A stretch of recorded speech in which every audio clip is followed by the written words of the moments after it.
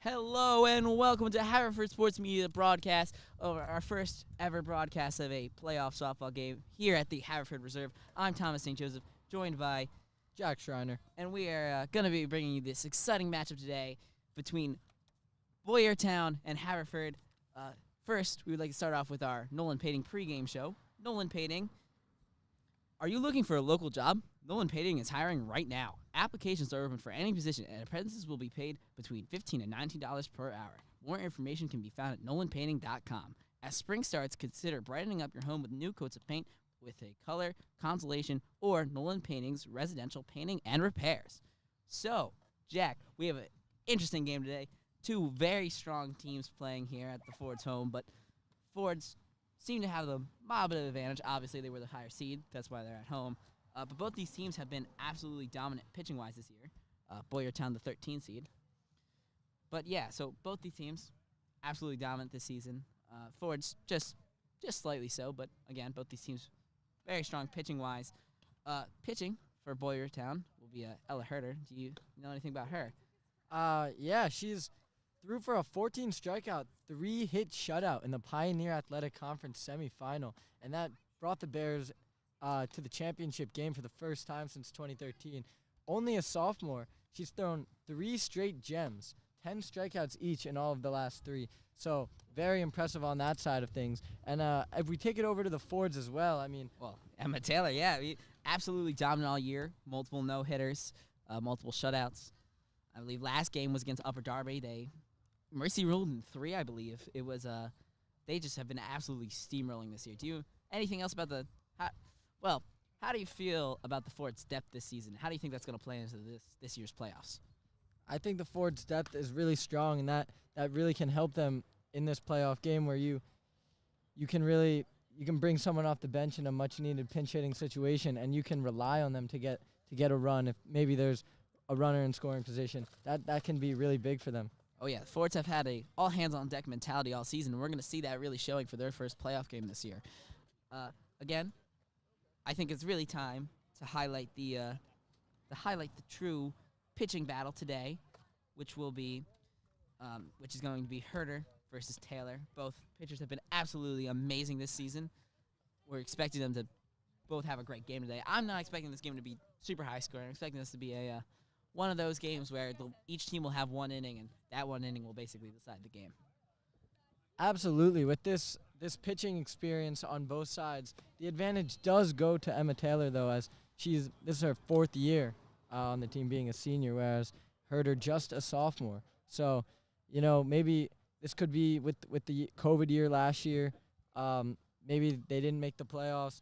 Definitely, this could be like her first playoff, her first big playoff game where she's expected to do a lot for this Boyertown team, and it could really prove advantage to the Fords. Well, yeah, so Taylor committed to Yale last year, was team MVP, first team All-Central League, first team All-Deco, and 2021 Daily Times Player of the Year. Earlier today, Emma Taylor was selected for the Delaware County Sports Hall of Fame Outstanding Student Athlete Award. Again, sort of just helping cement her already very cemented legacy. She does have, I believe, the strikeout record for Haverford, win record, and probably the no-hitter record. She's just been absolutely dominant the past 2 seasons, especially this season. And we're going to really see that matchup today. We'd like to give a shout-out to the Fords graduates.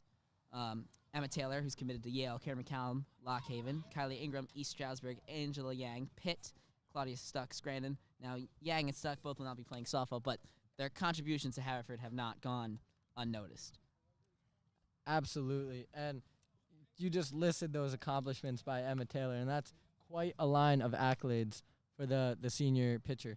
And this team they have a lot of good seniors, but it's also up and down the lineup. There's sophomores, there's juniors, and there's just a lot of contribution from everyone led by this senior class. Oh, yeah. They're a very deep team. I believe something like, 6 sophomores, 3 juniors, and 4 seniors generally is the general roster. They got some freshmen up today. Barrett, freshman catching, also an HSM member. Little shout-out there. But she's, once again, catching for Emma Taylor. She sort of earned that spot.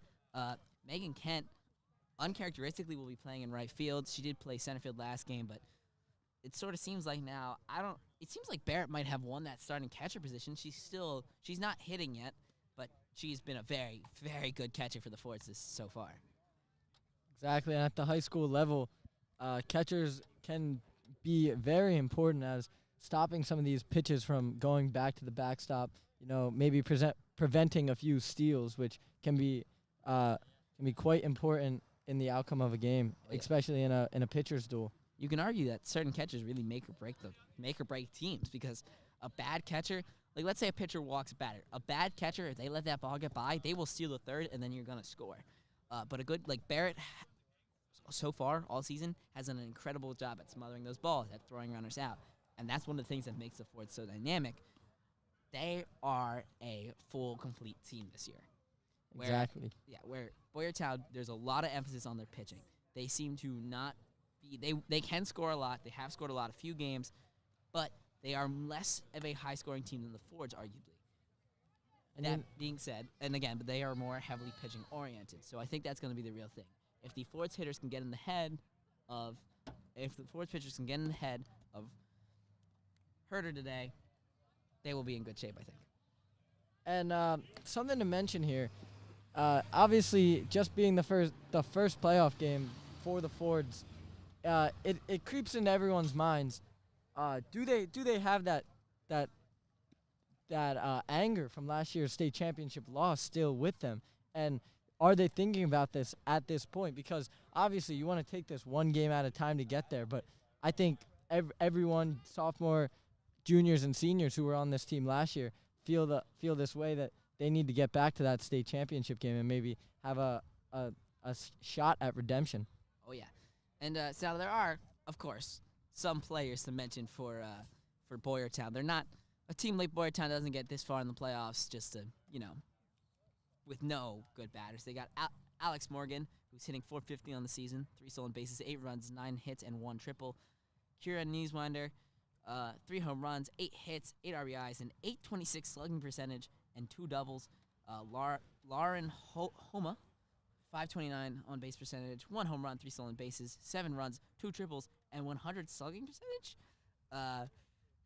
And Cindy Kaidash leads the team with a .455 average. They are, okay, I said they might not have been the best overall hitting team, but they are still a pretty good hitting team. Absolutely. But as they are a good hitting team, they will have their hands full today with Emma Taylor, as we've already mentioned, over 400 career strikeouts, over 42 career wins. Looking really to just shut down this Boyertown team and just really set the mindset for this Fords team. Yeah, and I mean, Taylor has thrown, I believe, 7 shutouts this season, and she will pitch the whole game, most likely, unless something goes drastically wrong for the Fords. And right now, we are going to get ready to bring you some interviews. I believe we have 2 interviews today from Carrie McCallum and Emma Taylor. Go ahead. Hi, I'm Lydia Stavrakis. I'm with Haverford Sports Media, and I'm here with Carrie McCallum. I'm a senior captain, and I play third base. Great. All right, let's get into the questions. How has the feeling of coming so close to winning states and then losing impacted your drive for this season? I mean, it was a little emotional last year, but I think we're going to do fine. It definitely showed us that we can get as far, even if we don't think we can. But we definitely have like a good group of girls that can work together to succeed. Great. How will softball continue to impact you just in your future? Well, I'm playing softball in college at Lock Haven, so I'll do that for probably the next 4 years of my life. So I'm excited to do that. That's great. Who do you think is going to be your biggest competition in the Central League this year? Probably Ridley, just because they've always had a really good team. What inspires you, or who inspires you most in softball? I don't really know if I have anyone that inspires me. I mean, my parents have always been there for me, but I feel like this is something that I have always wanted to do, so I've really pushed forward into doing it. And how has Coach Newman instilled confidence in your team? Oh boy. He he knows how good of players we can be. So no matter what way that like he tells us how to do it, might be screaming, might be yelling, might just be talking to us one-on-one. He just knows that we're good players. He just has to figure out how to get it out of us. Great, thank you. Oh my gosh, thanks. Guys, I feel like I did really good. Hi, I'm Morgan Barrett from Haverford Sports Media, and I'm here with Emma Taylor. I'm a senior captain and pitcher. Okay. How do you feel your leadership role this year as a senior compares to your prior years? It's a little bit different because I'm a senior, and even though there are a lot of more underclassmen that we kind of have to teach the values of the team to, and that was different last year because there were so many seniors, but it's easy to do because everyone gets along, and we're all just playing softball together. How will softball continue to impact you after graduation? So I'll play softball in college, and so I think it'll give me relationships as soon as I get to school, which will be nice. And then it'll just give me another outlet through athletics that I couldn't imagine not having. Where are you playing? I'll be playing at Yale University. Oh, wow. You got smarty pants. Okay. How has field hockey helped you in softball? Like mentally, physically, anyway? Yeah, so field hockey and softball are obviously two very different sports, but I think just the mental aspect and then creating relationships with all your teammates, and especially bringing underclassmen into the team, making them feel a part of the team. It's I've had to do that with field hockey and softball. How is the feeling of coming so close and losing in the state championship impact your drive for this season?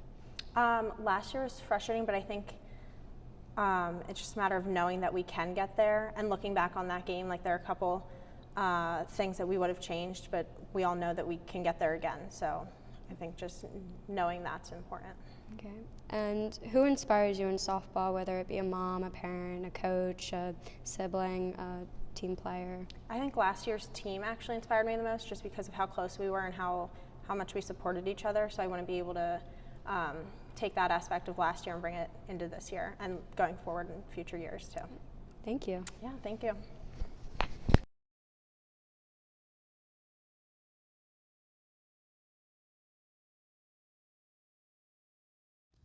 So, we hope you enjoyed our short interview tidbits. Both those players have been just absolute leaders, both on the bus, on the fields, and on the bench. They both done a great job at leading this team this year. Exactly. You can definitely tell this team works well together. The chemistry is there between them, and that really helps, add to the overall team effort of the game. And, of course, we are almost ready for game time. Meeting with captains and coaches. Fords getting ready. Obviously, Emma Taylor is going to take the mound today. We're expecting an exciting game, at least I am. Probably a little bit of a pitcher's duel, but again, both these offenses are not shy at hitting.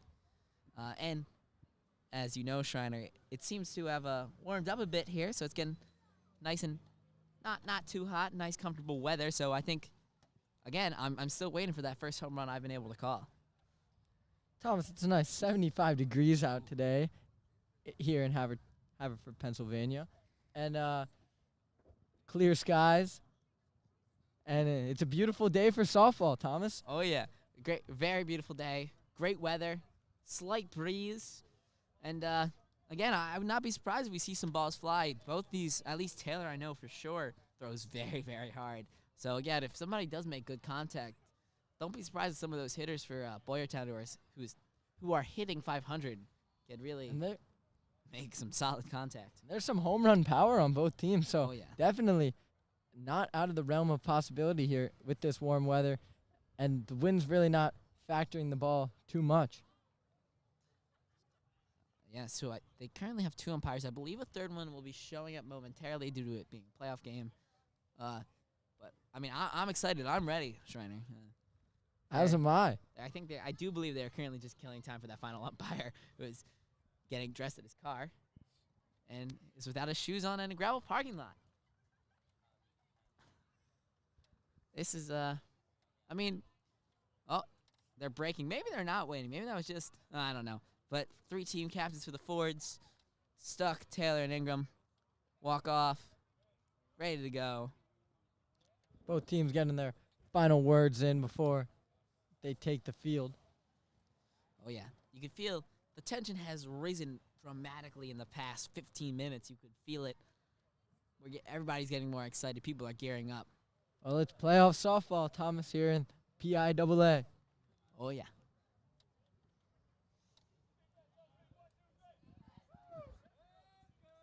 All right, maybe they don't get the third umpire. Maybe that guy's just not here for them, which is interesting because he is wearing the official PIAA umpire uniform. So, we'll see. Well, Fords are out for barely pregame warm-ups, just for the nice stretch and toss. Taylor looking to come out with velocity early in this game.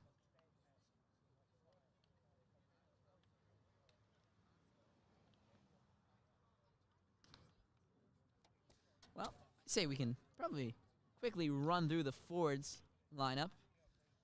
Leading off, Shannon Gavigan, shortstop. Hitting second, Carrie McCallum, the third baseman. Hitting third, Emma Taylor, pitcher. Hitting fourth, Annabelle Canese, first base.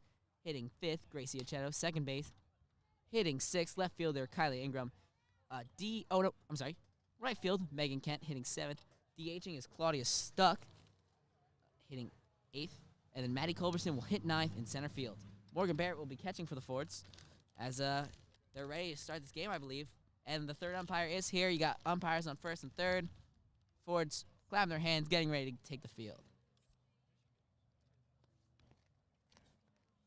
And number 21 for the Boyertown Bears, Morgan, will step in the box to begin this game against Emma Taylor. Interesting. Not something you see on many teams, a leadoff lefty.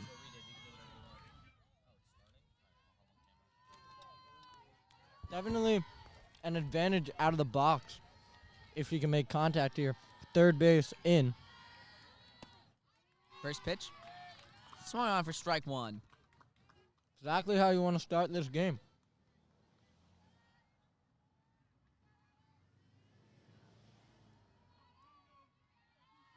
The pitch. That one swung on for strike two over the bat. Emma Taylor wastes no time getting deep into this first count. It's good velocity out of the gate here by Taylor. The pitch. That one fouled back behind the screen. Almost hit a car there.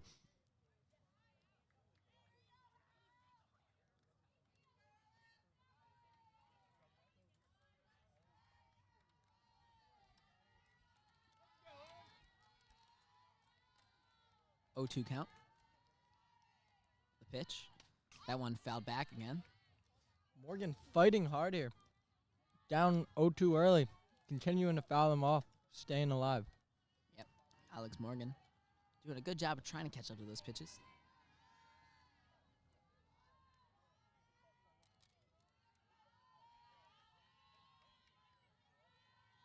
The pitch. That one up there, and that'll be ball one.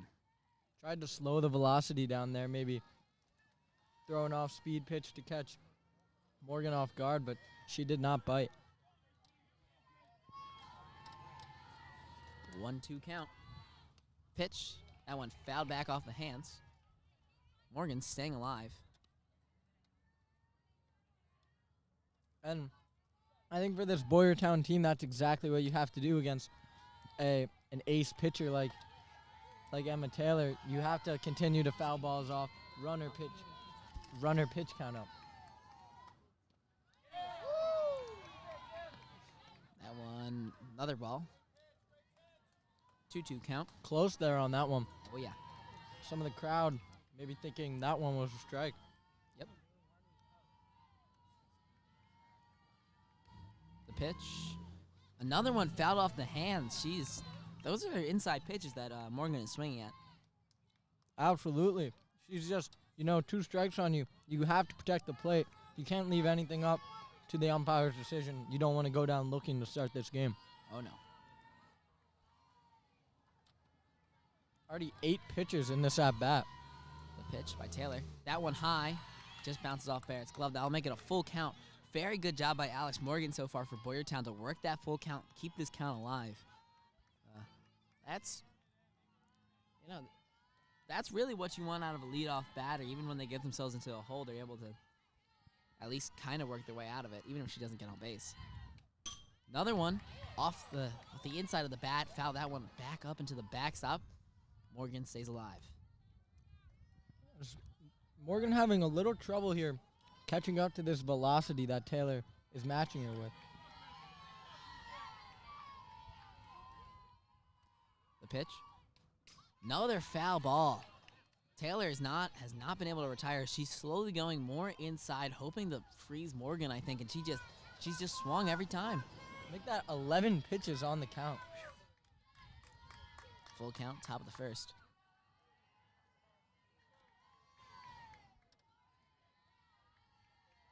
The pitch. That's another foul ball. Wow. Did not think we would start the game off with a 13 pitch at bat. No, this is you can see the Ford's getting a little bit antsy now.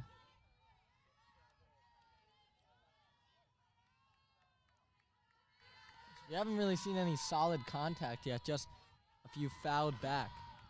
Pitch. That one fouled off the plate. Another foul ball. That's what, 13 pitches? This is not. She's thrown well, because clearly she's thrown fast enough to the point where Morgan has not been able to make good, solid contact. But at the same time, she needs to get this out. When you foul off 7, 8 pitches in at bat, that starts to frustrate. Oh, that one hit right to Kanezi, who scoops it up easy out at first. That one was a dagger right to first, though.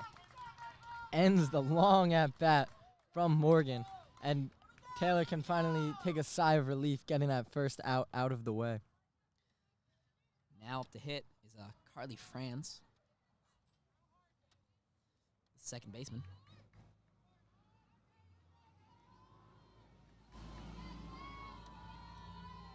Pitch. She fouls it back. 0-1 count. Went out in the top of the first here. Boyertown versus Haverford.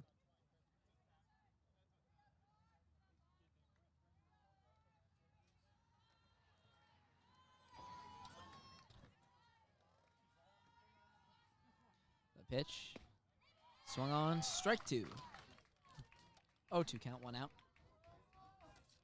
Taylor been very efficient so far, throwing mostly strikes. Oh, yeah. Only 3 balls. The pitch. Strike 3 on the swing. Franz will strike out. Strikeout number 1 on the day for Taylor. 2 outs. Coming up to hit. Pitcher for Boyertown, Ella Herder. That may only be the first strikeout of the game, but it seems to look like Taylor's getting into her groove a little. Oh, yeah. Pitch. Taylor fouled off down the third base line. That one did not come in with a lot of velocity, Schreiner. Did not. And it definitely shows that she was quite early on that one.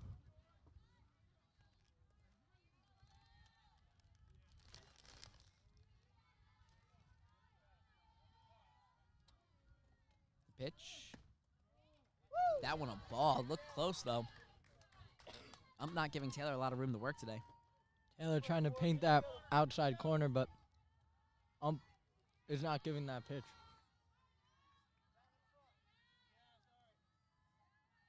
The pitch.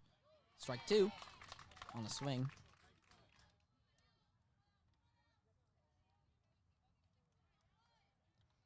And if I'm Emma Taylor here, I'm matching this velocity that I've thrown most of the inning. Oh, yeah. And just see if she can catch up to that speed.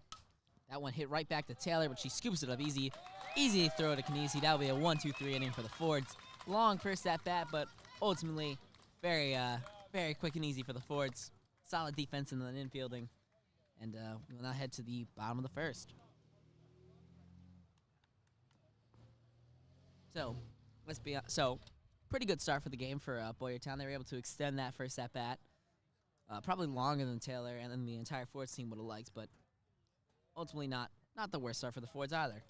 Absolutely. You could tell Taylor started to get a little frustrated as that at-bat just continued to go on as Morgan just kept fouling off ball after ball. But she stuck with it, got the ground out to first on a hardly hit ball. But then she kind of fell back into her rhythm after that. Next batter, 3-pitch strikeout, and then after that gets a easy ground ball right back to her. And now you start to build that confidence, and that's where she becomes very dangerous. Oh, yeah. We can also sort of see why how Boyertown has had how a lot of Boyertown's team has these high averages. It's because, they hit that ball hard. That hit the first was hard. The hit back to Taylor was hard. She more smothered it than she did really just catch it cleanly off the bounce. So is a sign for later. If the ball's hit too hard in that infield, that could be a problem. And this is our first look seeing Herder on the mound.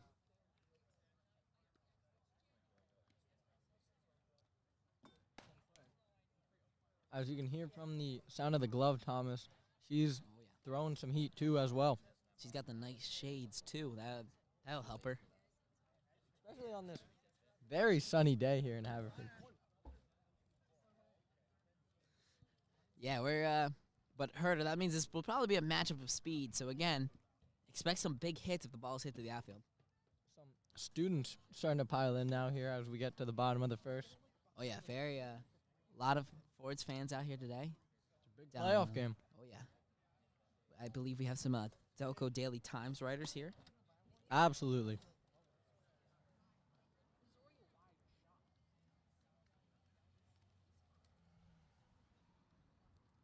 And Thomas, as Shannon Gavigan comes to the plate here.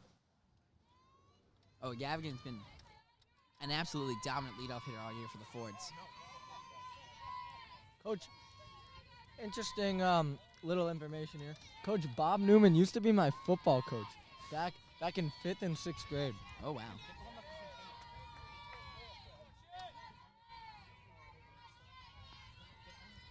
The first pitch. As the That umpire, one's a ball. Wow, yeah, I mean, he's not giving them anything today. that outside corner has not been called all game. Oh, no. And that can be a problem, as sometimes if that's the pitcher's go-to spot on a righty, if that's taken away, then that could cause the ball to wander over the plate more. Second pitch in there for a strike.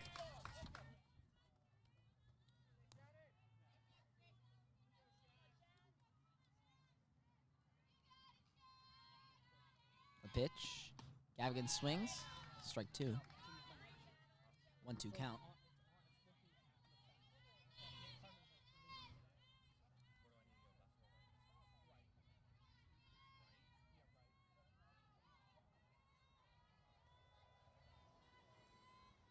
Pitch, and Gavigan will strike out swinging.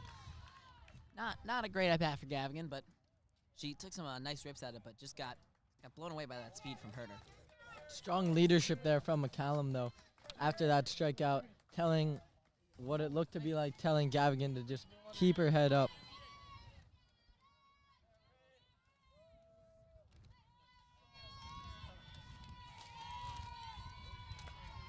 Papers are blowing around. McCallum hits that one off the hands, but that's right to the third baseman. Easy out for Boyertown. First pitch swing. That one looked like it hurt Thomas. Oh, yeah. We've seen a lot of that this game. A lot of contact off the hands and inside pitches, but they're just so fast, they're impossible to really make solid contact against.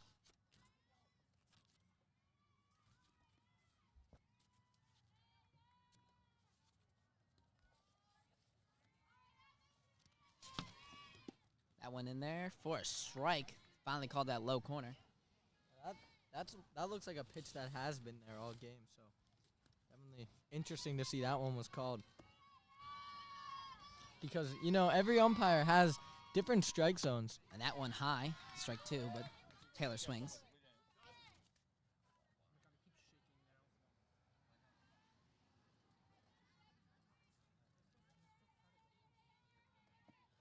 That one fouled back and just dropped by the catcher. 0-2, 2 outs, bottom of the first.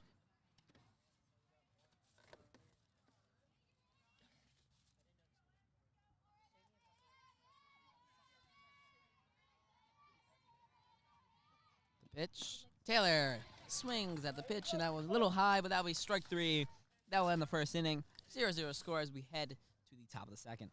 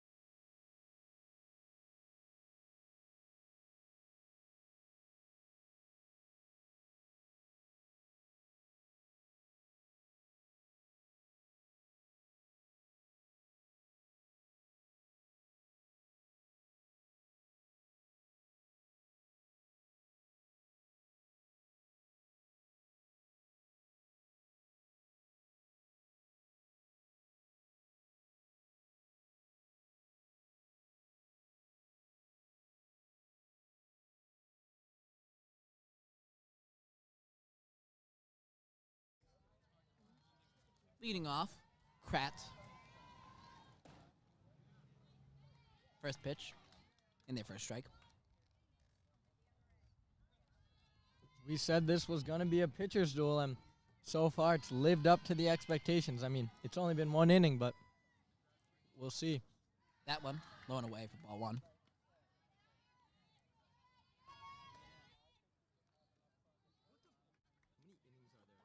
Seven.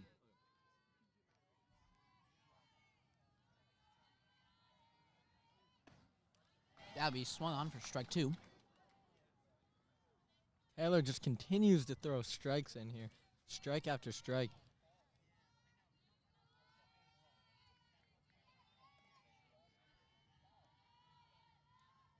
The pitch. Strike three. Swung on. Strikeout.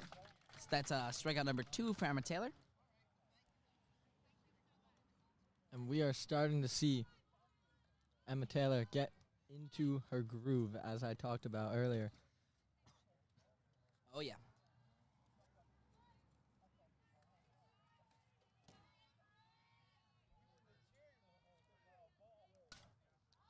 Fouled back And over to popped us. up. Oh, we're safe. Okay. But that will be strike 1 on the foul.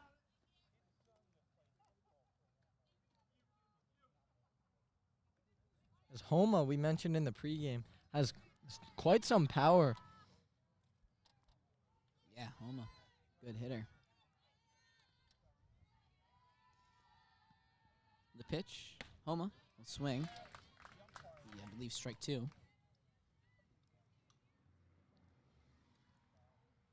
Taylor starting to become very efficient here.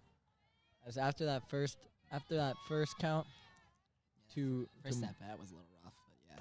That'll be strike 3. That went up high, but batter swings. 2 outs early, 2 strikeouts. Taylor looking for another 1-2-3 inning. Coming up with the hit is Frey. Avery Frey.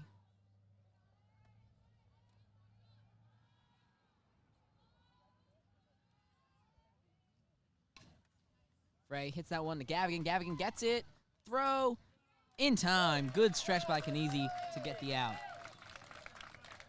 that'll retire the Boyertown Bears 1-2-3 again. Taylor with 2 strikeouts that inning. Oh, yeah. Pitching duel living up to its name, as we will be back momentarily in the bottom of the second.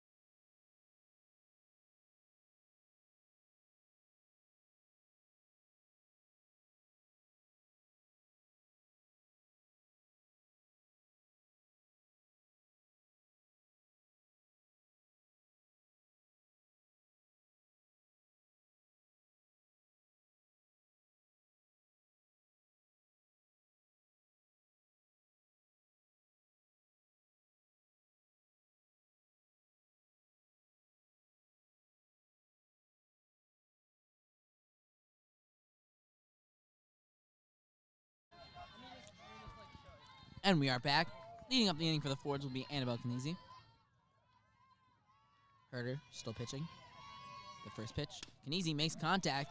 That's a dribbler to second base. That's fumbled at second base, but second baseman France recovers in time to throw out Kniezi at first. Definitely a great play to just stick with it, and knowing that she had time being at second base. Just she had time to gather herself, grab the ball, and make the throw. And that one was hit on the first base side of the second base position, too, so that helps. Now hitting, Gracie Aceto. First pitch in there for a strike. And it'll be interesting to see as first batter, Kanezi, swung right at the first pitch, but with this pitcher's duel happening, you'd wonder if maybe the approach is to take a pitch off, look at the first one, get deep into these counts. And Aceto chops it right back to that second baseman, but that's another out. With ease this time. Oh, yeah. Both teams struggling to hit the ball out of the infield.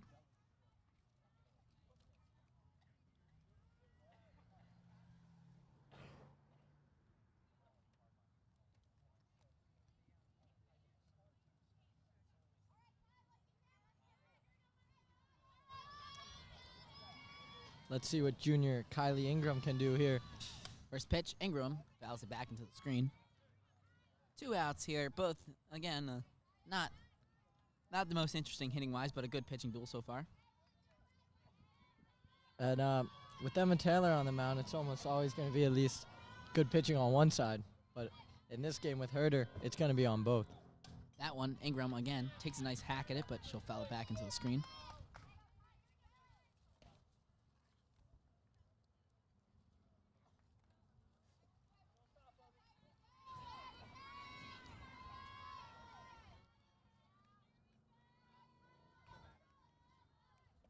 That one, Ingram again into the screen. She's seeing the ball, just can't completely get the barrel on that. Oh, yeah, she's not really able to make, well, you know what this makes me reminisce of that first at-bat of the game where a lot of inside pitches and a lot of foul balls. Absolutely. And Ingram will strike out swinging. Another 3-up, 3-down inning. We'll get ready for the top of the third. Quick game so far. Very little contact made, and so far it's been pretty easy for both teams' infields.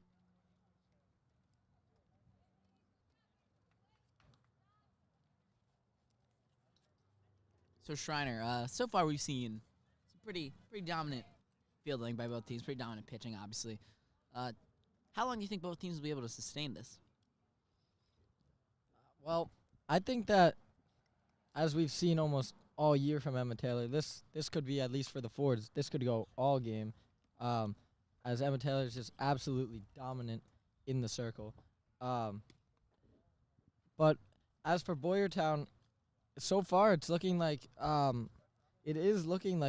could go the whole game because Ford's a lot of early swings, a lot of counts that are 0-2, 1-2, or not even 2 strikes at all. So just getting these quick outs, quick and easy outs, can definitely contribute to being able to go long in this game. Well, I'd be surprised if both of them didn't go at least 7 innings, assuming it goes that long. But at the same time, this is the time. 3rd, 4th, and 5th inning, from what I've seen against unusual pitching duels, that 3rd, 4th, and 5th inning will be the time where one team will score 6 runs and one team will score 7, and then the score is just stagnant. So I think these innings are the ones that decides the games. These are the middle innings where the pressure's still on, but it's not as high. So if you make a mistake, it's a little bit less important. But it will still. These are the innings that I think win you the game. That first pitch skipped on the ground by Taylor. Ball 1. Absolutely, like you were talking about, and especially as these hitters start to come up for the 2nd and 3rd times as this game progresses. This is when they definitely see some more pitches from Taylor, and they've seen more pitches from Taylor, and that kind of just contributes to being able to see the ball well when they're up at the plate.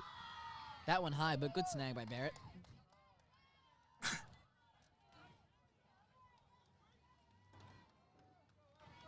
Taylor struggling to find the strike zone to start off this 3rd inning.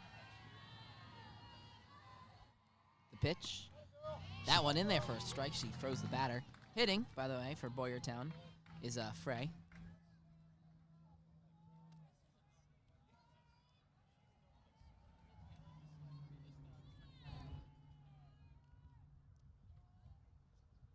The ump calls time here.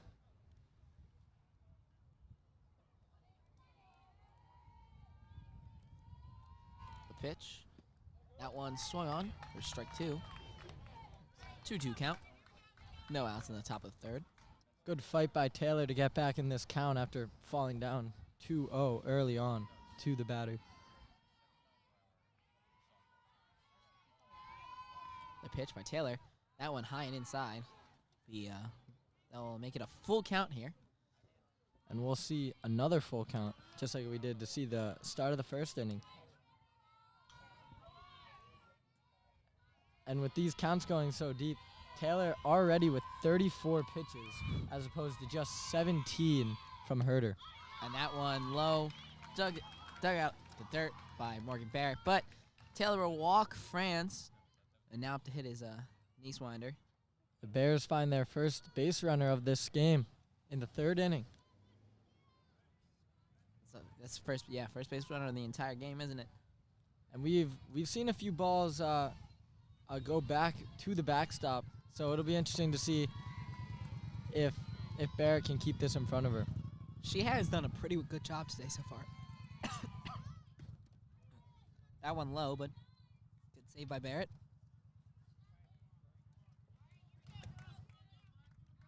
Lauren Moser showing bunt there, drawing both the third and first baseman.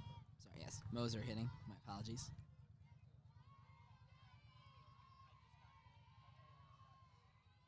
The pitch. Moser shows bunt. That one bounced off Barrett's chest. That'll be strike one. 1-1 count. If she does bunt this year, I imagine that the forwards will go to first and try to get the easy out rather than risk it trying to get the out at second. Yeah. Pitch. That one high. Bounce off Barrett's glove. That'll be a steal to second. And Thomas, that's what we were talking about in the pregame with if a ball gets behind and you get now a runner on second, now this changes to a situation where, you have a runner on first base, but now you have a runner in scoring position where a single could possibly score them. And that was a relatively uncharacteristic pitch.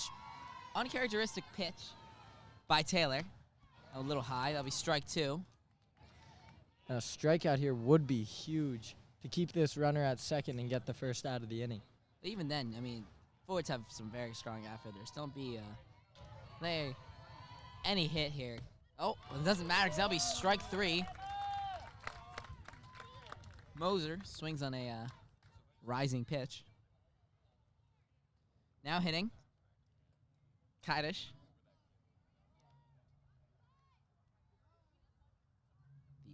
The DH. And it will be interesting to see if a ball does end up in the outfield, if Boyertown will test the arms of the outfielders for this Fords team. First pitch was low. She showed bunt but pulled back in time, so it'll be ball one. Runner on second for Boyertown. 1 out. And in games like this where it's really just some dominant pitching. Pitch. That ball bunted. Pass can easy. Nobody's at first. Everybody will be safe. And that's just an unfortunate play there. A little miscommunication on the charge. And the ball was just in a perfect spot that gave Boyertown an opportunity to go first and third. Yeah, runners on the corners. Only 1 out. Boyertown in good position to strike and lead. And now they're back at the top of the order. Morgan, who had the, 15 pitch at bat. 14, yeah. 14 pitch at bat. Still back up to hit again. And it'll be interesting to see if Taylor has that same trouble she had the first time with her.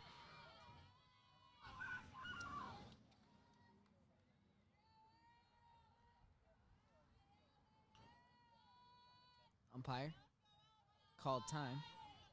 She's 0 for 1 today with a ground out over to first. A hit like that would help the Fords out here a lot. That one, Barrett throws back to third. Runner steals second. Definitely the right decision there by Barrett. You don't want to throw over there and let the runner advance home. I believe we have an 0-1 count.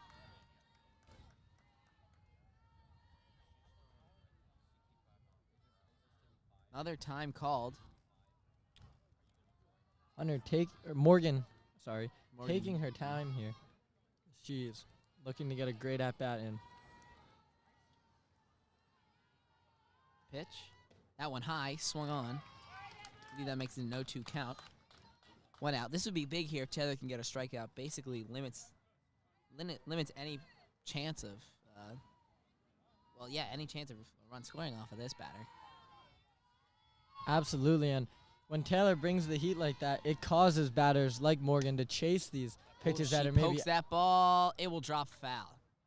Very lucky for the Fords. That one was in no man's land. Absolutely. Almost staying fair there, and that probably. Definitely would have scored one. Probably, maybe could have scored two if Kaidesh is off to the races.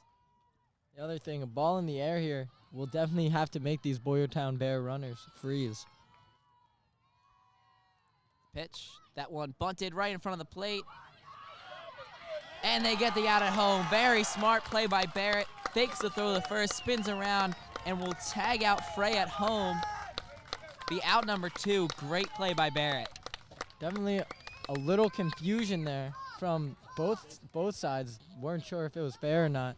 And works out in the Ford's favor as coming home there was an easy out for Barrett to apply that tag.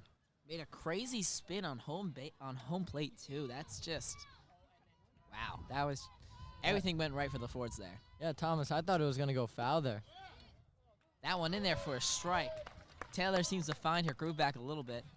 And for the Fords to escape this inning without allowing a run would be huge.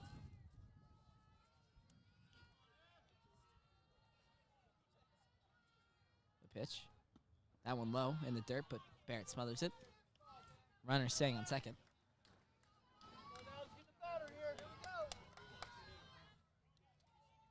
The Fords no really need to worry about runners on first and second here, just focusing on getting the out at home. That one popped back up into the screen. A little higher, that would have been going right toward us.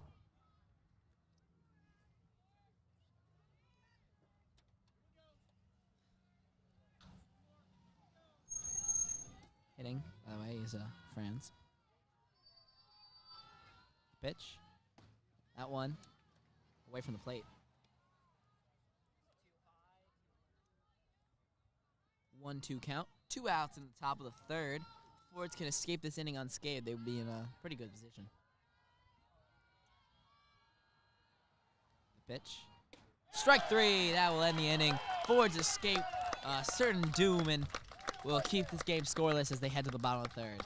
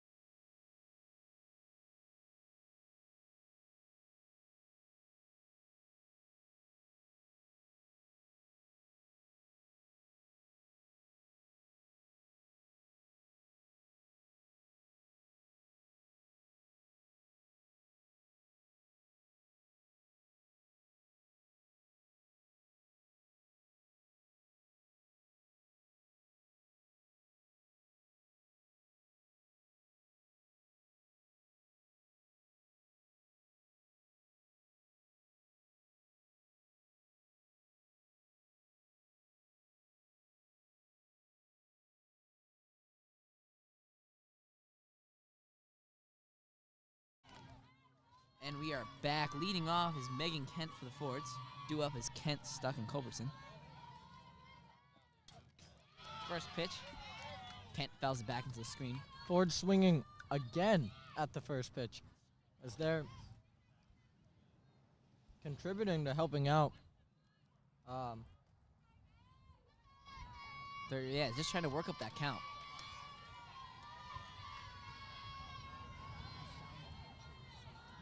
The pitch. Kent. Watch it come in. That'll be a strike. Good frame by Boyertown catcher. Moser.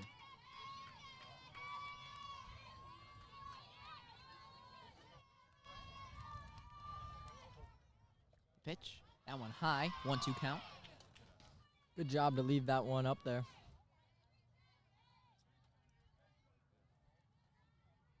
As the Ford just looking to get someone on in any way. Pitch. That one, another high. 2-2 count.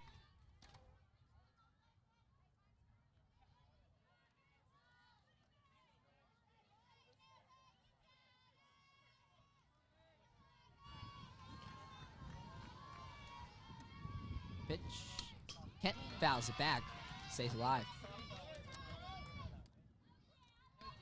And as this at-bat continues, it's starting to remind me of a few of the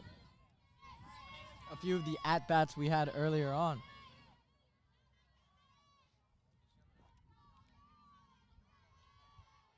Pitch. That one low and away. Full count.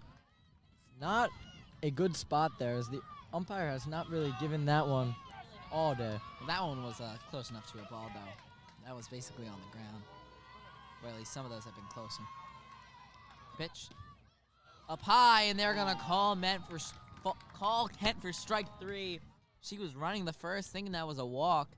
Looked a little high, and hitting up now, Claudia Stuck, one of the team captains, and a fast lefty. But as we've watched this game, we've started to see the umpire really give that higher in the zone pitch to these pitchers. That one bunted back. Strike 1. A high foul ball for a bunt there. Oh, yeah. Stuck, one of the, probably the best bunter on the team as well. One of the faster players on this team. Pitch. Stuck, bunts it up. That one dropped by catcher, dropped by Moser.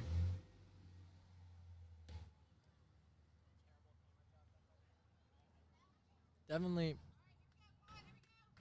a difficult play. She started to approach the plate, but it got popped up behind her. She didn't really see it really well. Yeah. Ball's taking some weird spins today off those balls hit around home plate, like the one that we thought was foul that Barrett made the good play and tagged third. That one up high, but Stuck was able to check swing, make it a 1-2 count. Third base umpire confirmed she did not go.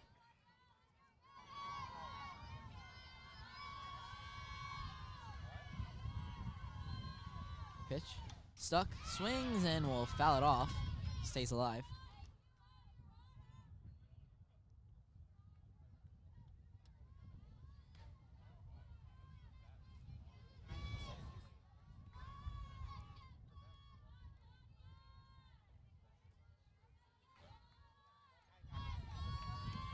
Pitch. Stuck. Fouls it. That fouled it with some power. That one went pretty far down that left field line. Almost into the parking lot, hitting a car, almost. We only have one ball.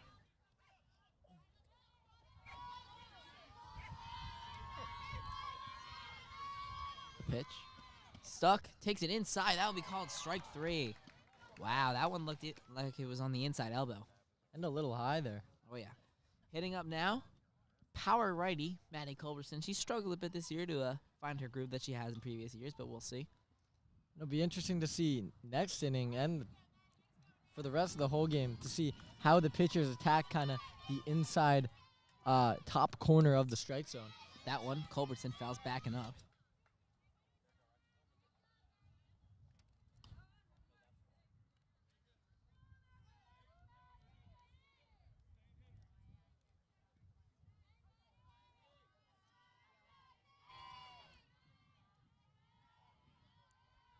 Pitch. That one low, but it's going to be called for strike 2. Culbertson in a hole.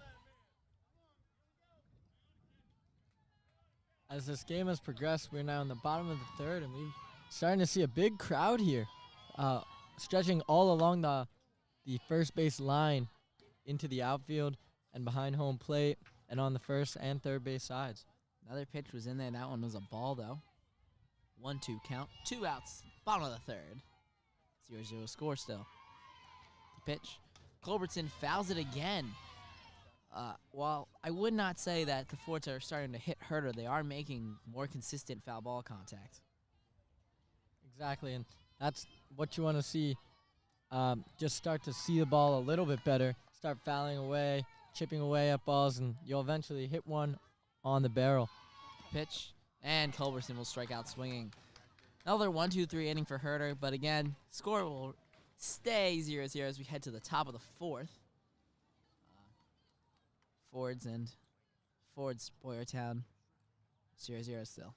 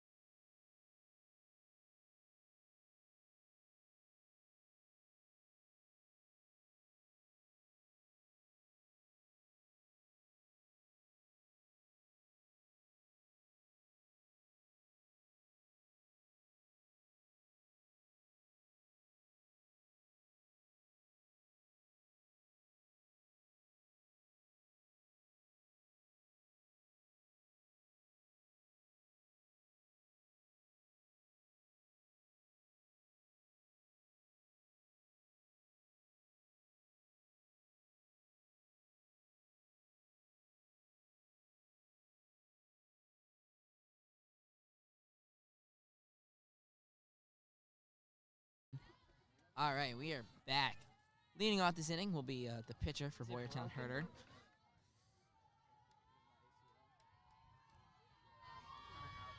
The pitch. That one swatted into right field, but I think that one was foul.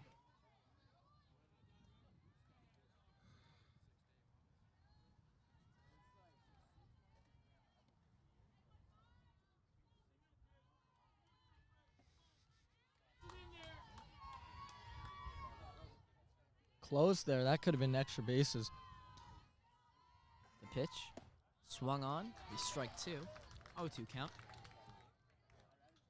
Good start to the inning for Taylor here. 2 early strikes.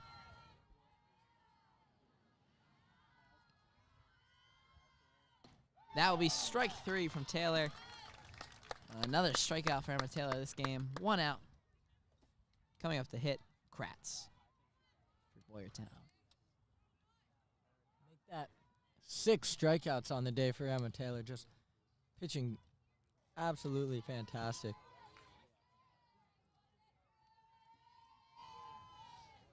Pitch.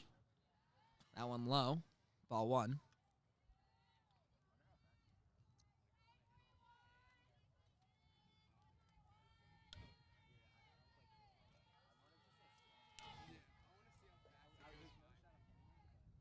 That one high. And 2-0. And Thomas, if we give a little ball strike breakdown here for Emma Taylor, she's pitched 39 strikes early on and just 17 balls. So definitely a good ratio she has right now. That one, though, hit pretty well in the center field, but Culbertson settles under it. That'll be out number 2. And that's the first ball we've seen today that Solid, fair contact, Yeah. really, yeah. I mean, pretty impressive, but again, not great. A little bit too high. But, yeah. But that's Taylor puts the ball in places where even when Boyertown puts the ball in play, she trusts her field behind her, and that kind of goes back to some chemistry within the Forge team. Hitting now is Niesweiner, who will swing at the first pitch for a strike. She slowed it down there. Caught Nieswender. caught her off guard. And the pitch. Nieswender swings again. Same pitch.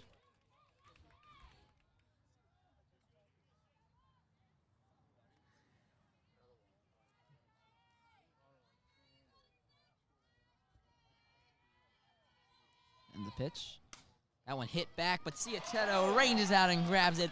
Another 1-2-3 inning for the Fords.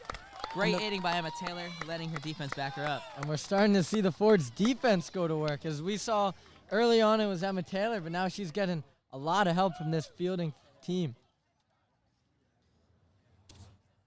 Leading off will be the top of the order once again, as Fords still again have not gotten a single runner on base. Gavigan, McCallum, and Taylor. The Fords looking for any life to get on base here.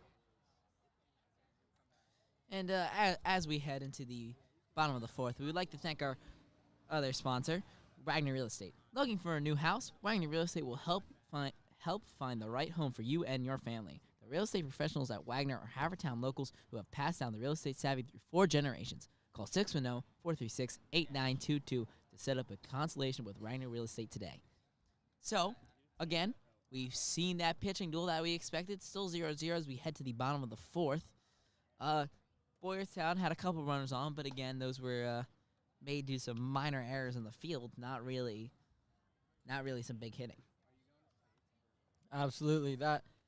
That one probably will go down as a hit, but just was in a spot in the infield that the Fords really just could not get. And but they were fortunately able to work out of that and still keep it a 0-0 ball game. And again, now we have the Fords, really the power portion of their lineup. You got Gavigan, McCallum, and Taylor. If anybody is going to break a no-hitter so far, it is going to be those 3. And especially second time around, you get Gavigan, McCallum, Taylor, all these people, all these girls have seen Hunter one time through. So now it'll be interesting to see how they change their approach and are able to find a way to get on base here off of her.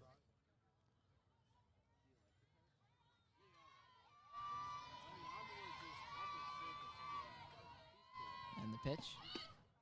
Gavigan grabs the bat like she was going to bunt, but that one, she didn't even show bunt and then still called a strike anyway. That was just... Pulled back very quickly. Oh, yeah, interesting. Just interesting decision there.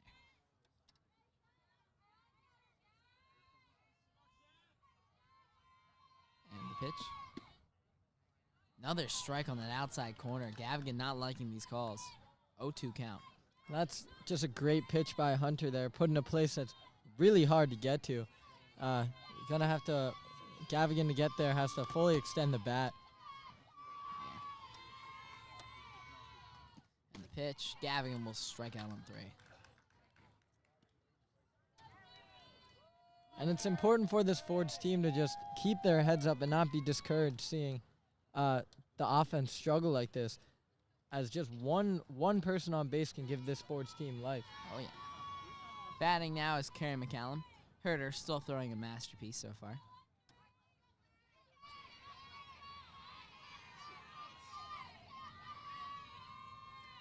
And the pitch.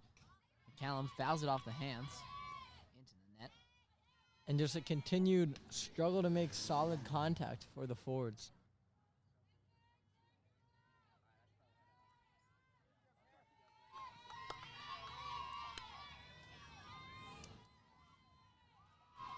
And the pitch. McCallum grounds that one to third base. She'll be retired easily.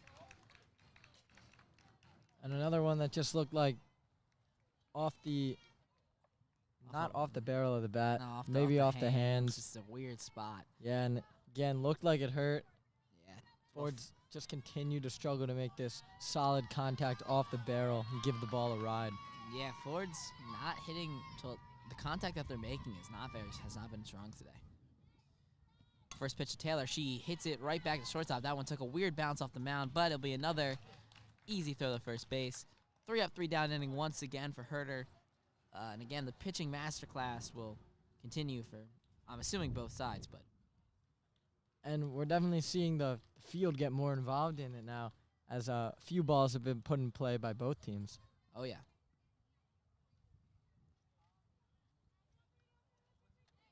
So yeah, so far we've seen both teams do quite well in terms of fielding. Minor miscue at the beginning of the third for the Fords, but they were able to get out of it pretty well. And ultimately, it really didn't cost them anything. So again, I think what's really so far, if you can feel the momentum, it feels a little bit in the Bears' favor, even though the Fords are obviously still tied and still in a good position, ready to strike. But I don't know. Personally, I feel like I feel like you can feel the aura around this game in the Bears' favor. I definitely agree, because they've really been the only team that have teed up a few balls today and have actually put the ball in play and forced the Fords to make some difficult plays, such as the one in front of home. That was a tough and smart play by Barrett to get the out. And then we saw a ball hit pretty hard into the outfield as well, and forced. Yeah, and Culbertson made a great snag in center field on that one.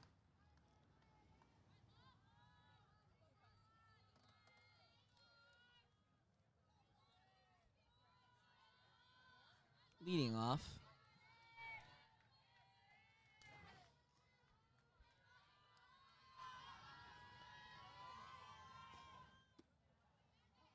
Leading off the inning for Boyertown will be Homo.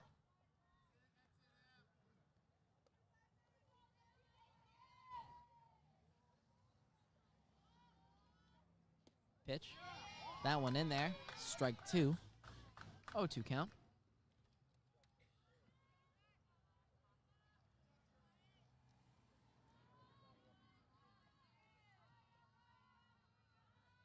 And the pitch from Taylor. That one hit over the head of McCallum, but it will be foul. Another one we've seen this a few times in this game, down the left field line. Barely foul. Could have been trouble for the Fords there if that went fair.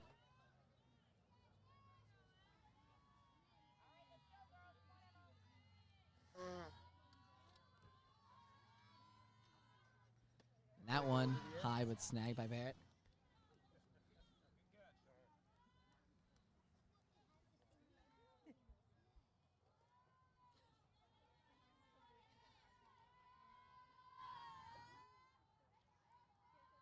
The pitch. Strike 3 called. Runner up on the outside corner. Another strikeout for Taylor.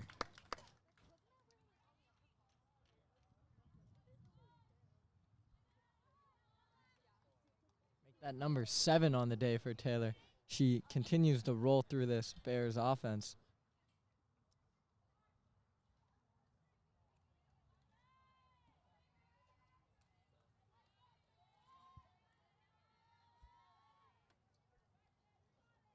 Hitting now is Frey. First pitch, fouled back. It made me flinch there, Thomas, as I know there's a cage right there, but anytime you see that ball fly right back, it's always a little scary. Oh yeah, we did get hit once. That was not the best experience. That one low at the knees, but it'll be caught for strike 2. It does. It comes with the game though, as balls can fly out almost anywhere depending on the way they come off the bat. And the pitch. That one outside for ball 1.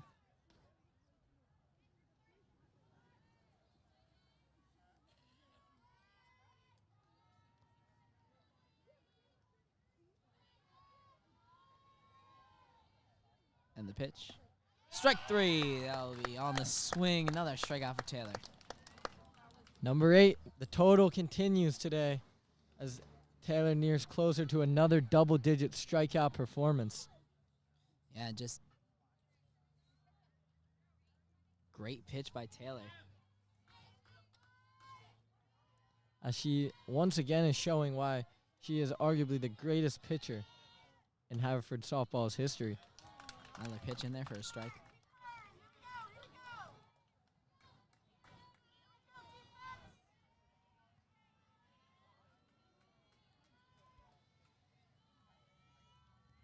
pitch. That one in the dirt. Scooped up by Barrett, though. 1-1 count. 2 outs in the top of the 5th here. Still 0-0 score. And Thomas, we talked about early in this game, in the pregame, and honestly throughout all the innings, this was going to be a pitcher's duel. And as we get here in the top of the 5th, it just continues to be a pitcher's duel. Oh, yeah. That one in there for ball 2.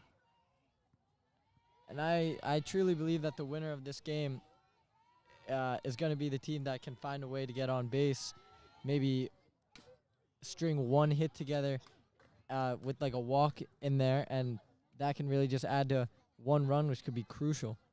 2-2 count. 2 outs in the top of the 5th here. But yeah, this is really going to come down to a game of short hits, it seems like. I doubt we're going to see anything too big. And the pitch. That one fouled back into the screen.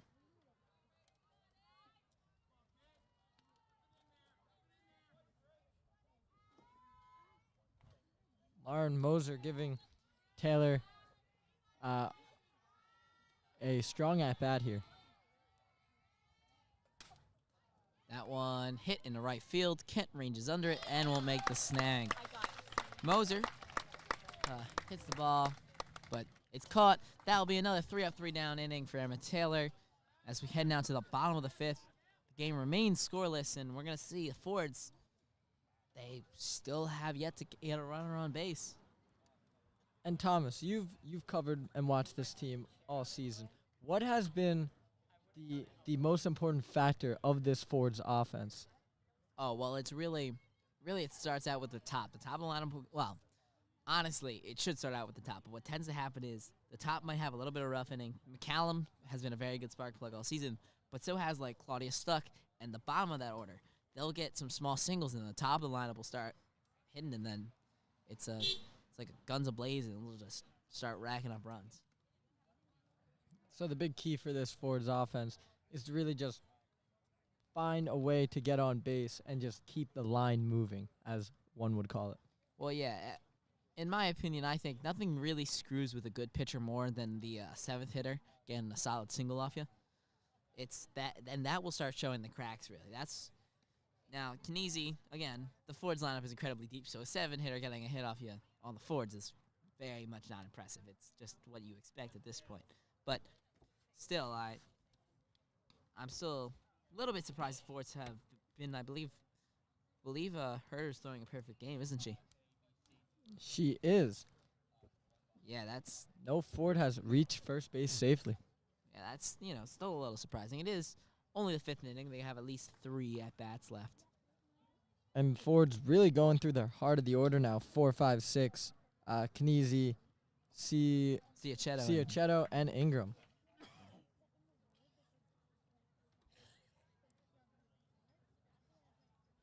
And as Kinesi comes up, she is 0 for 1 on the day. Yep.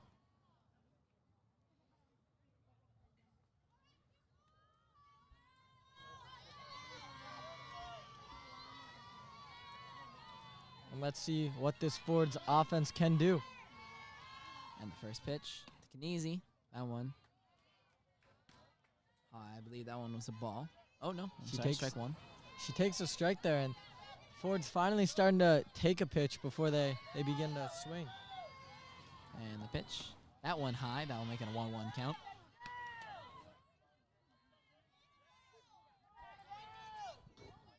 And definitely, Kinesi at the plate here has to be patient and just look for her pitch early in this count. No need to swing at anything outside the zone and help the pitcher who is already rolling through this Ford's lineup. And that one was another high pitch. It'll be ball 2. 2-1 count. And the pitch. Kinesi swings. Make it a 2-2 count. Definitely the zone has to expand now with 2 strikes on her. She needs to protect the plate. You don't want to go down looking, but you also don't want to be chasing anything way outside the zone. Pitch. That one outside. Makes it a full count for Kinesi. Good way to start off this inning.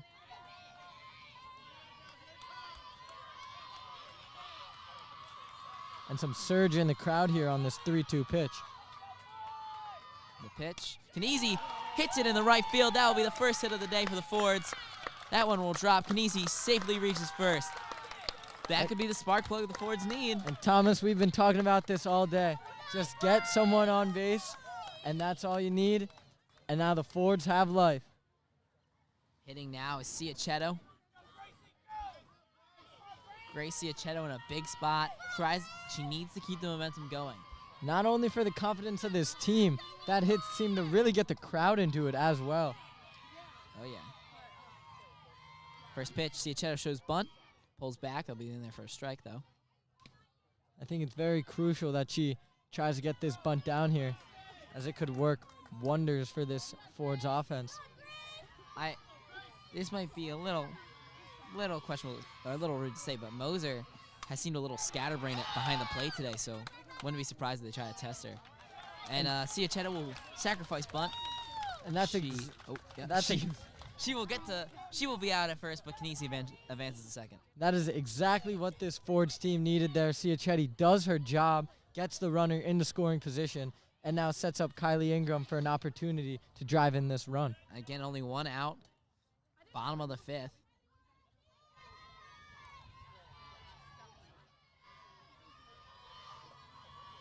The first pitch to Ingram inside, ball one.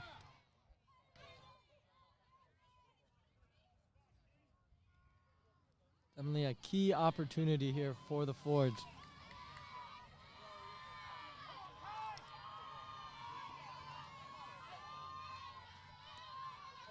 The pitch. She bunts. Ingram bunts. Out at first still, but Knese advances to third. Megan Kent up the hit. Now's her time. She had a good at-bat her last at-bat was a good at-bat. Be big here, but she needs the swing. And this is where playoff teams, the good and the great ones, emerge from each other. Fifth inning, we are getting later into the game. A hit here could be the decider. On the pitch, Kent fouls it back. Solid contact there to start this at-bat. Yeah, showed a good sign of power on that foul.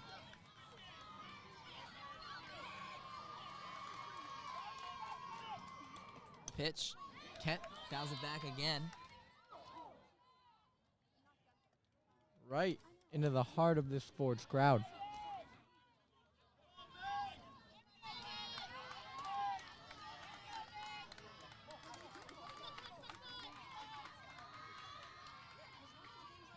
And the pitch. Ow, oh, strike three called. That one looked like it was on the outside of the plate. Knese is left stranded at third. But even if it is close, the way the umpire has called this game, you have to protect the plate with 2 strikes, and you can't leave anything up to chance. And they're just unfortunate way to end the inning for the Fords as we move into the top of the 6th. Yeah.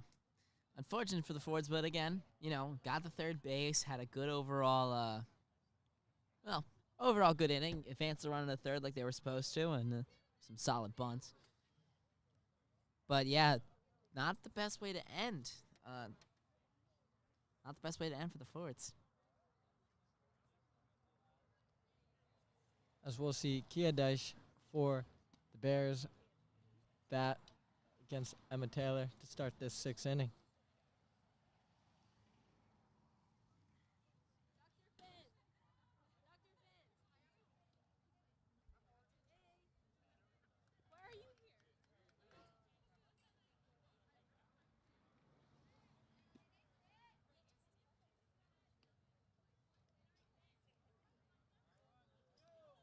And Thomas, this has been an exciting game to watch and call, as just a complete domination on the mound both ways.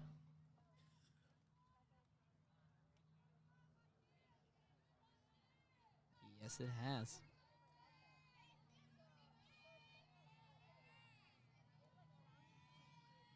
First pitch by Taylor to Kia Desch. The swing. 1 strike.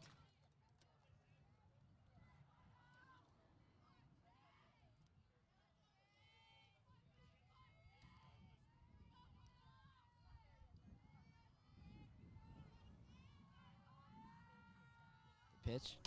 That one hit in the right field, but that'll be foul.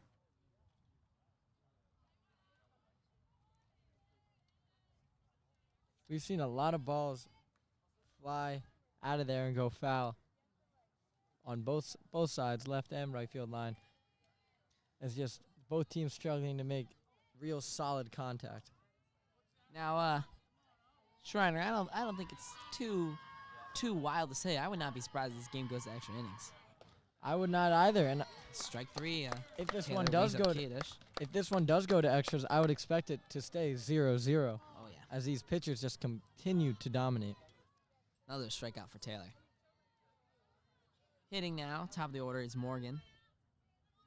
Alex Morgan.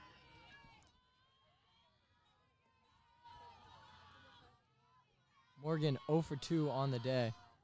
Morgan hits that one past McCallum. Gavigan makes a good stop, throws the first, but not in time.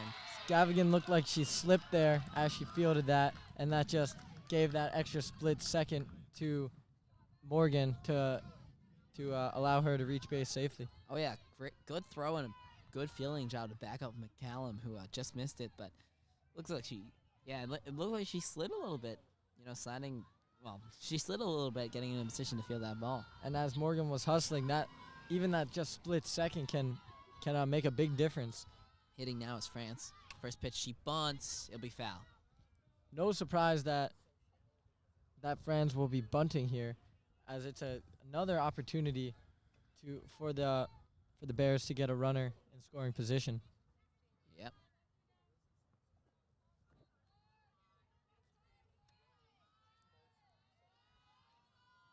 The pitch. She bunts. That's a good bunt. McCallum, third base, fields it, throws it past Ciachetto. That ball gets in the right field. Kent gets it in. Barrett gets back in time to cover home. Once again, runners on the corners with only one out. Ford's in a dangerous spot. Definitely an unfortunate play for the Fords there, as an unforced wound on themselves, and self-inflicted wound. And now they're put in a tough situation, but they've been in this before, so it's nothing new to them, as they've been able to get out of this one earlier on today. Now hitting, Herder, the pitcher.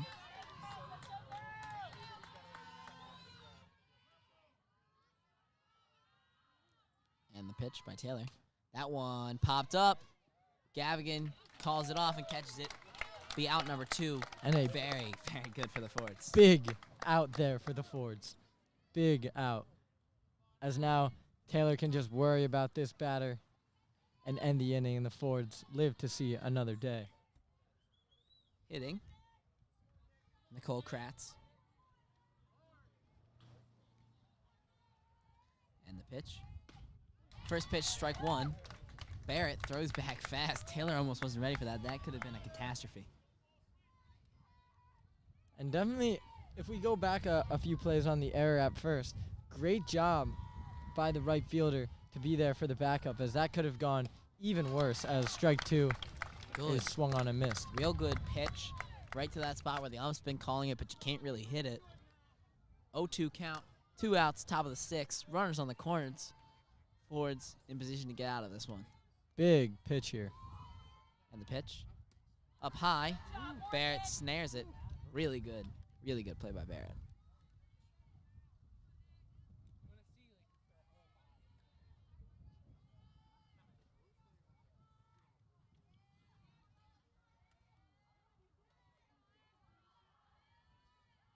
And the pitch. Runner goes.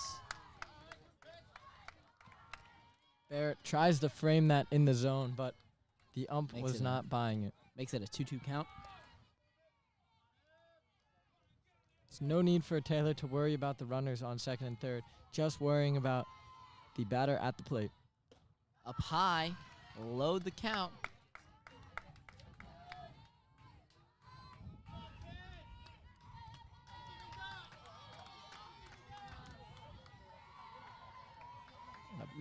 Runners on second and third. Big pitch here. The pitch, another high. Taylor will walk the batter. Bases are loaded. 2 outs. Top of the 6th. And hitting, his knees went under. While that was not ideal, with that bag being open, the Fords don't really lose anything off that. It just gives Taylor another opportunity here to show her pitches off. Kira Niesmunder hitting. Clutch position. She calls time before the first pitch. This is definitely the highest stakes at bat we've seen so far in this game, Thomas. Oh, yeah. And the pitch. That one popped up. Luckily didn't hit us. Right behind us. Too close for comfort.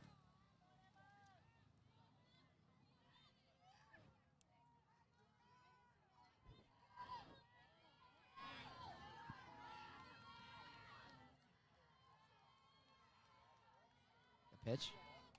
That one fouled back again. Taylor already with an 0-2 count. Again, 2 outs. Still 0-0 in the top of the 6th. This would be massive for Taylor and the Fords if she can get out of this one. And Nieswender has fallen into a difficult hole here, down 0-2 early in this count. The pitch. She makes good contact in the center field, but Culbertson settles under it, and that'll be out number 3. The Fords escape unscathed. Boyertown leaves the bases loaded. And the Fords have another opportunity here to get some hits and get some runs. It's just great resilience by the Fords there.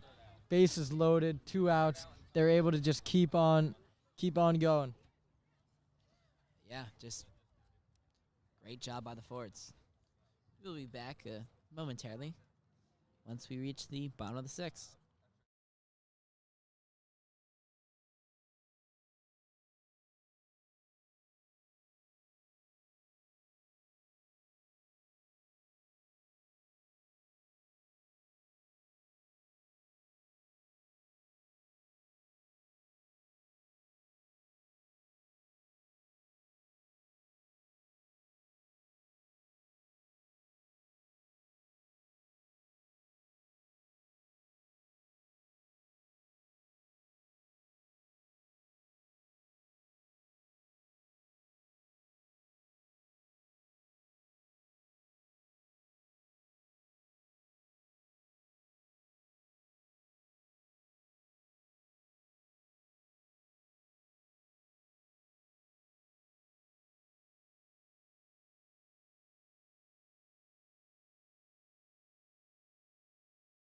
Oh, rubber.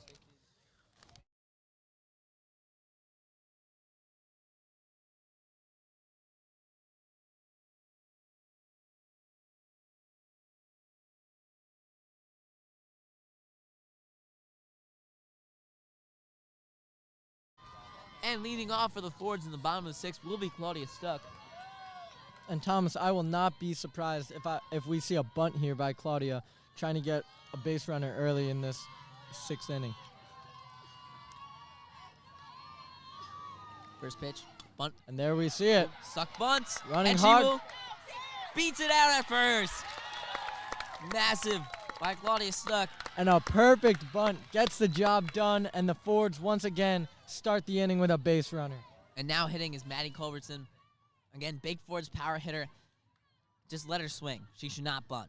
I think that didn't work well for the Fords last time. It got 2 outs and made us out the Fords didn't really have a chance to score unless they got a good, perfect hit. I say let Culbertson swing. Culbertson bunts, but it's off the plate. Strike 1 because it was a foul. I know the bunting did not work out last inning, but with Culbertson batting right now, getting a bunt, getting Stuck over to second base, and then Gavigan coming up for the top of the order with just 1 out and a runner in scoring position could be huge for this sports team.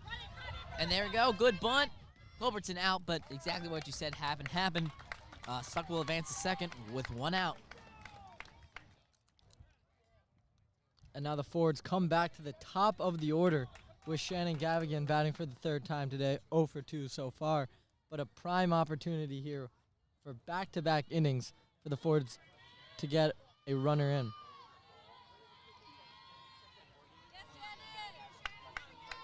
Shannon Gavigan hitting. And the pitch. Gavigan swings, makes contact. That one is going foul. Stuck tagging. That ball was caught. Stuck got the second. What are they saying? And they're saying that that was outside of the boundaries of the field. Yes, so that's interesting there, but makes sense. It was on a hill. It was a very athletic play by right fielder Homa, who made a great diving catch and caught it on a hill. But honestly, if you were the Fords, you probably would have preferred that because Stuck probably could have scored if she just ran all the way. Very heads-up play there by Stuck to tag. Gavigan fouls it back, 0-2. As sometimes in those situations like that foul ball, you do see the outfielders sometimes purposely drop them as to not let the runner advance. And the pitch to Gavigan. Gavigan gets on it, pops it up. Stuck tags again. No, she's not going to. Oh, she does. That ball hit the shallow right field. Stuck is safe at third. Under Great the tag. slide. Wow. She slid under it. Just barely avoided the tag. Throw was a little high. Claudia Stuck on third. Carrie McCallum now with really the need for that clutch hitting. And this is the second inning in a row we've seen 2 outs and a runner on third. Fords came up empty last inning. Let's see what they can do here.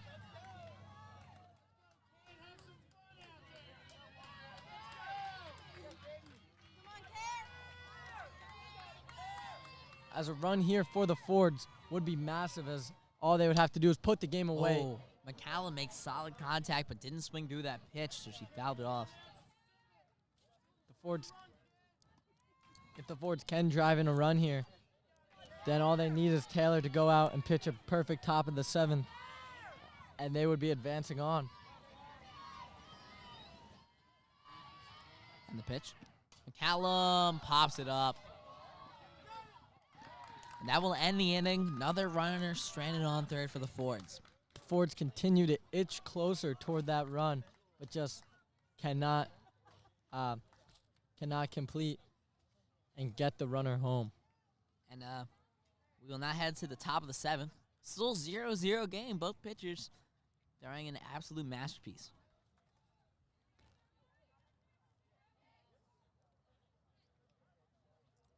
And as McCallum ended that inning, it's interesting to note that in the bottom of the 7th, with which the Fords could walk it off in, they have hitters 3, 4, and 5 due up with Taylor, Kinesi, and Ciachetto.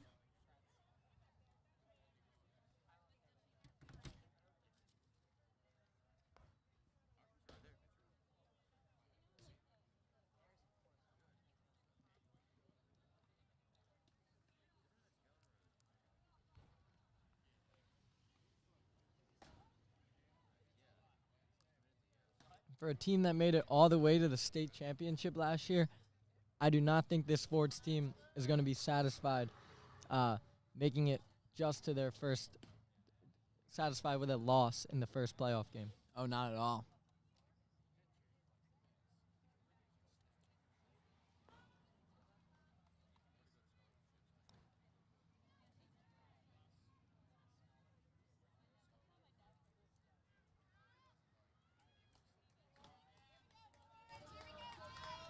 Leading off, Lauren Homa. As if there was any inning for a big shutdown inning from Taylor, this is the one. The first pitch was in there high and inside, though. So ball 1.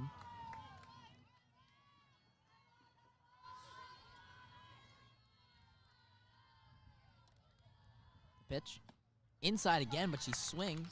Almost grazed her elbow, it looked like. Sometimes those fast pitches come in and the batters just are not ready for them, and ends up being a swing and a miss. And the pitch from Taylor. Another swing and a miss. Taylor bringing the heat. 1-2 count.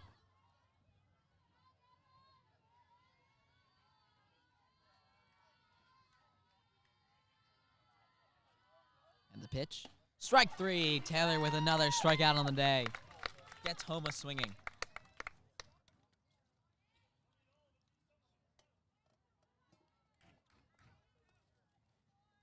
Make that number 10 on the day for Emma Taylor. So another 10 strikeout game. Double digits. Yeah, really nice. one. And their high hitting is Frey.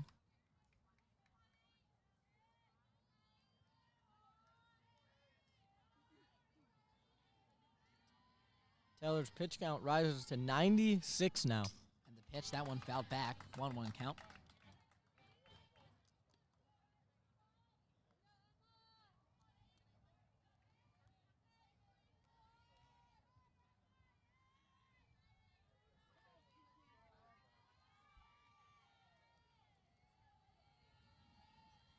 The pitch.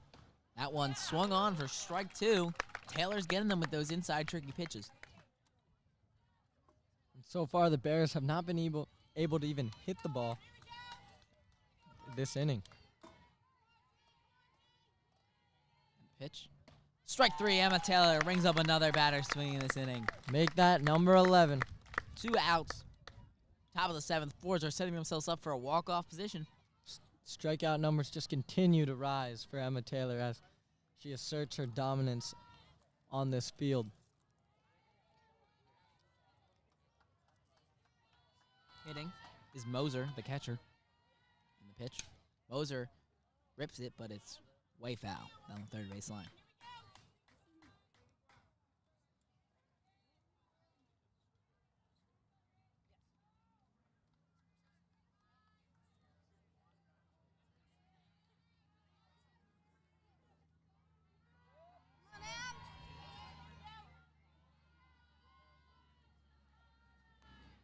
The pitch. That one in there for a strike. 0-2 count. 2 outs. Emma Taylor looking to retire this side with strikeouts. And as we saw Taylor go off speed there, I would not be surprised if she goes right back to the fastball here and catch Moser off guard. And the pitch. Strike 3. That's another strikeout swing. 3 up, 3 down. All strikeouts this inning for Taylor. Fords come out. Big position. Looking looking to walk off this game. Leading off will be it's Taylor Canese and Ciachetto, I believe, right? That is correct. Taylor has thrown 12 strikeouts so far in this game. It'll be interesting to see what she can do at the plate here, too. Maybe she can do it all for this Fords team. And I'm assuming Herder will take the mound once again. She will.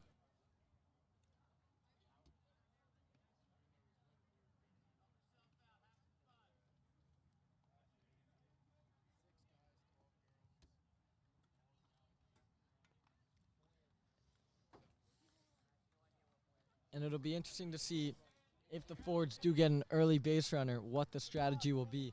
I believe that they will stick to bunting to get the runner in the scoring position, and then just trust their offense to be able to hit that runner in for the win. I understand that seems to be their general plan as of right now, but I really don't think they could try that again. It just hasn't worked either time they did it, and it just keeps runners stranded at third. They need to just, especially at this part of the lineup, which is the meaty part of your lineup, you need to swing. Like, let's say we have the same position where Taylor makes contact, she gets on first. I don't think, Canese should not be bunting. Canese should swing away.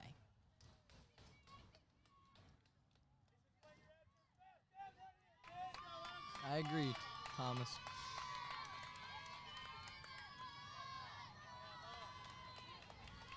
And let's see if Taylor can add on to her stellar performance on the mound or in the circle today. The first pitch to Taylor. Taylor swings, hits it off the hands, right to the second baseman. Nearly over her head. Just a little too little power. Now Annabelle Canese hitting. 1 out. Bottom of the 7th. Still 0-0 ball game.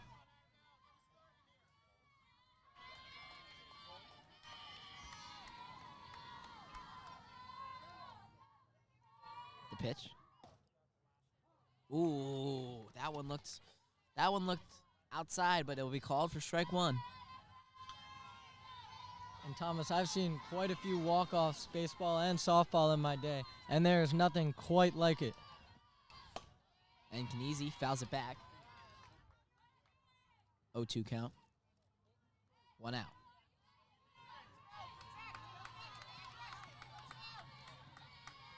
And this is what both teams put in the work all season for when it comes down to the bottom of the 7th. And Knieze will strike out swinging. That's 2 outs early. Not looking great for the Fords, as Grace Liachetto will walk up to the plate.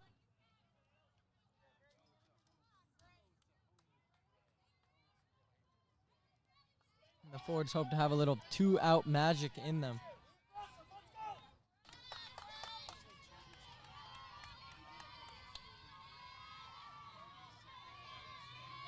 And the pitch. Liachetto tips it, but he strike 1. And that last strikeout brings Herder to 8 on the day to Emma Taylor's 12.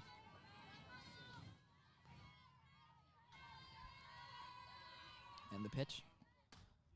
Liachetto makes solid contact, but it's down the right field line, a foul. A little late on that one, getting around to it.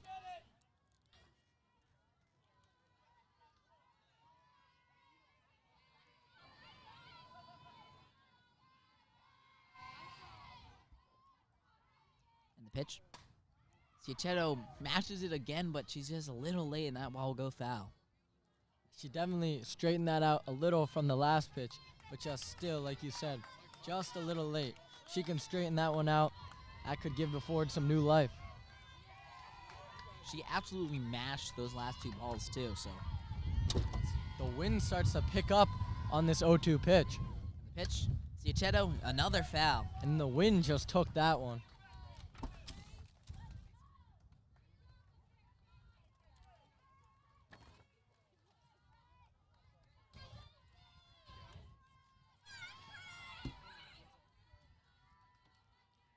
And the pitch.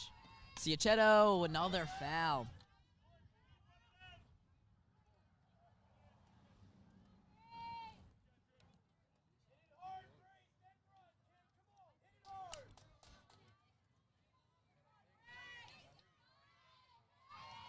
And just a tough at-bat here from Liachetto.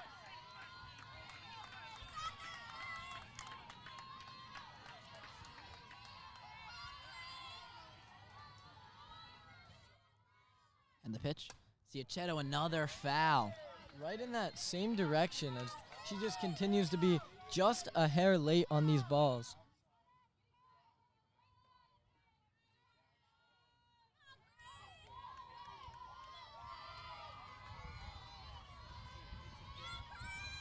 And the pitch.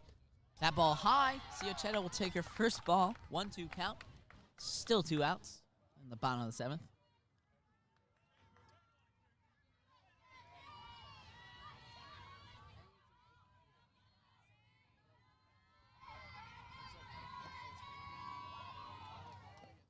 Liachetto fouls it back again.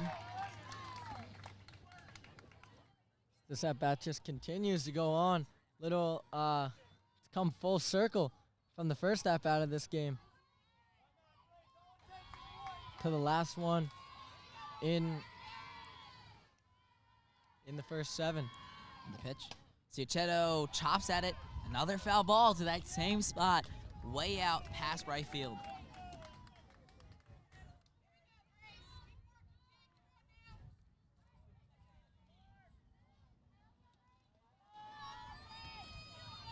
They're going to need some more softballs as the balls just continue to go out of play.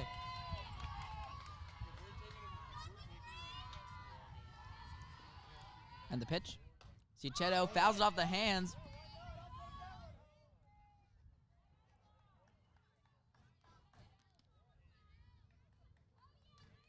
And another one fouled back, and this, as Liachetto just continues to fight and stay in the box and stand her ground.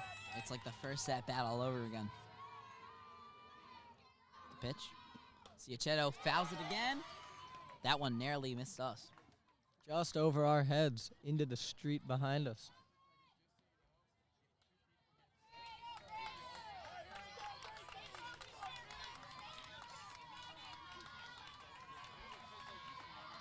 As this at-bat has to tire out Herder on the mound. And they're not going to... Ooh! Herder tried to pin in the corner, but that'll make it a 2-2 count with 2 outs.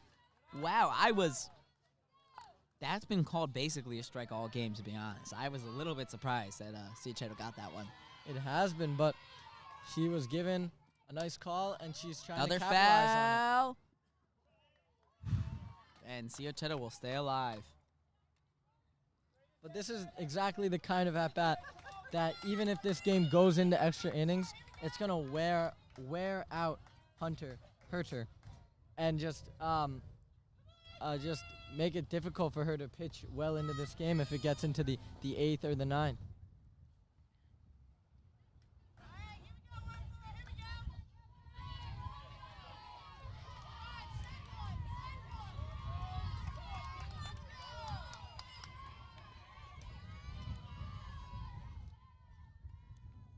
Pitch.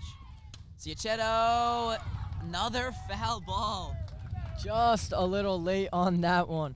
She is right there. She's so close. As I believe this at-bat has to be at least over 10 to 12 pitches at this point. Oh, and yeah. this pitch may be the 13th or 14th. And the pitch. Ciochetto fouls it back once again. She's staying alive. You could tell her speed has dropped dramatically from when this at-bat started. And you can also see just the frustration mounting up. Really for both the hitter and the batter. I'm sorry, the hitter and the pitcher.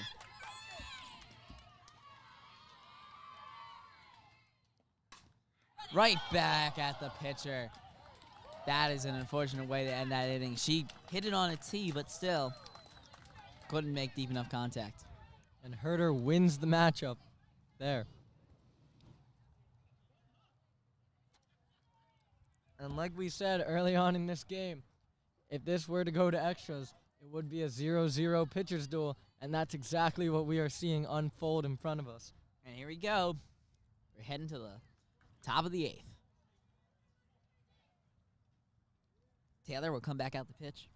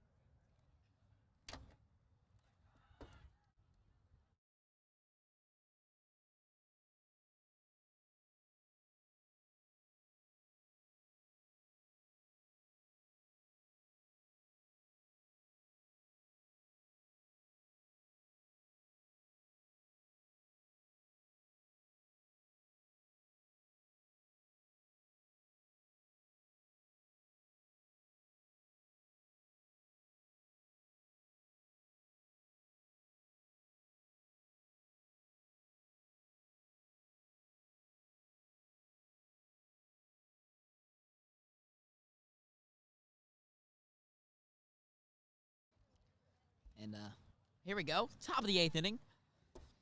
It's playoff softball, and we get to see some extra innings too. Fords, Bears, still 0-0.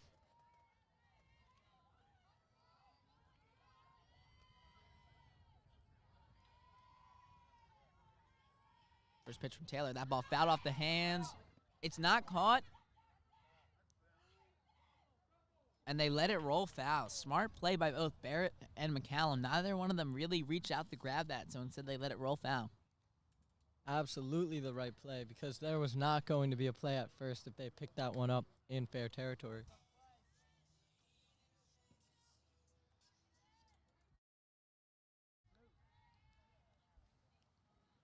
On the pitch. Another one fouled off the hands. 0-2 count. Hitting. Number 10. Kiedaz.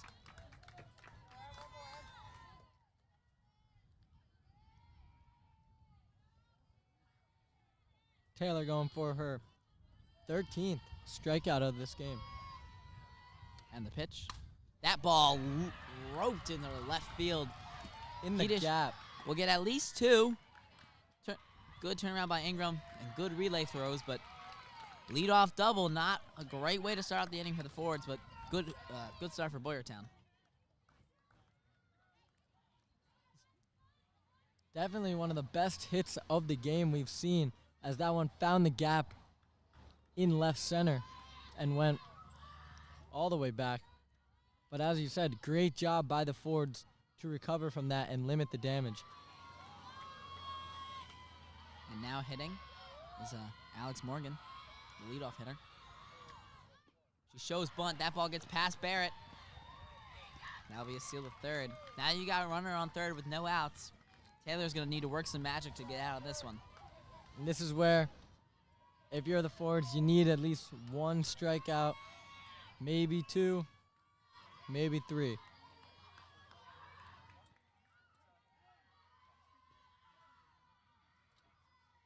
Pitch. That one low, but Barrett smothers it. And Taylor has to have some short memory here, as this inning did not start the way that she would have wanted it to go. But she has to just continue to pitch and forget about the last batter. 2-0 count. The pitch. In there for strike one on a swing. And Morgan 1 for 3 so far on the day.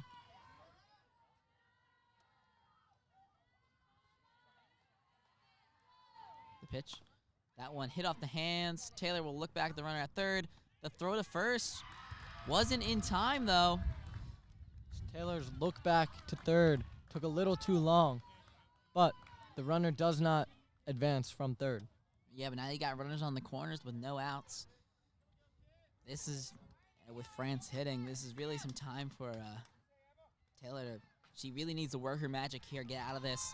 Strike zone, the double play would be nice, but really, or strike out and the double play would be nice, but really, she needs to do whatever she can to get them Fords out of this. Good bunt. And no outs. They will allow the bases to get loaded. And I think that's a smart play there, as now you open your options up where it was just runners on the corners. Now you have a force play at any bag. And it forces a Herder, the pitcher, to hit, because you can't bunt anymore, and you can't try to go for a little, because you hit it just a little in front of the plate, they go straight to home, and your runner on third's out. Of course, then they advance anyway, but still. First pitch. Herder swings, chops it foul. And a strikeout here for Taylor, which has been her bread and butter all season, would be exactly what the Fords need.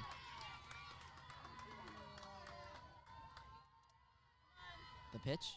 That ball popped up foul. 0-2 count. Taylor in a good spot to get this inning, or starting to right the ship this inning. The way Taylor has pitched this whole season, it is not implausible to think she can strike out the side here going forward, strike out the rest of 3 batters. Pitch, that ball, foul.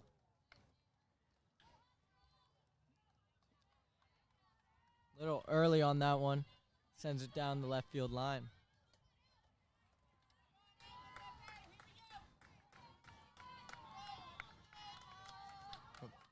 Another big pitch here.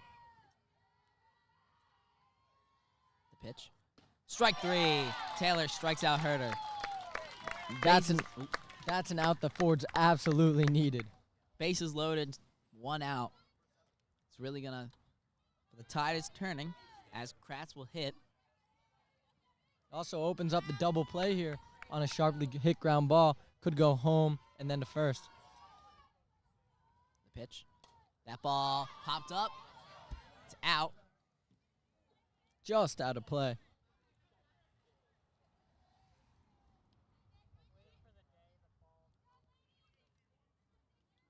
Kratz so far 0 for 3. 0-1 count.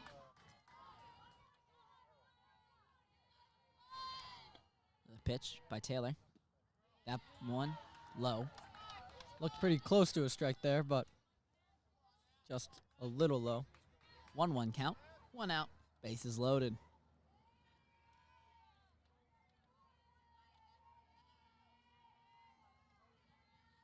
And the pitch. Strike 2 on a swing.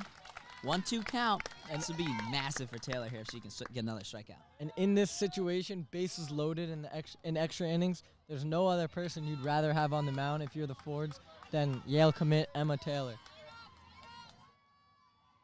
0-2. 1-2, I'm sorry. The pitch. That ball popped up into the infield. Infield fly called. Ciotero makes the catch. Good.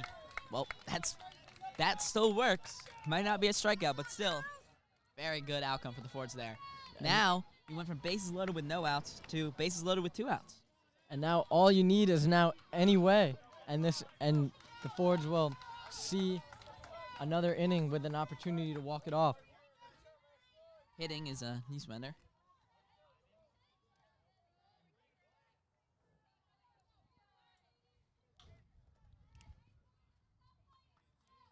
She also is hitless today in her 3 at-bats. That ball popped up. And it'll go foul. 0-1 count. 2 outs and the bases are still loaded, but Taylor coming back so far in this inning. And some fans are calling for the umpire to clean the plate as it's been dusted over with some dirt. Yes.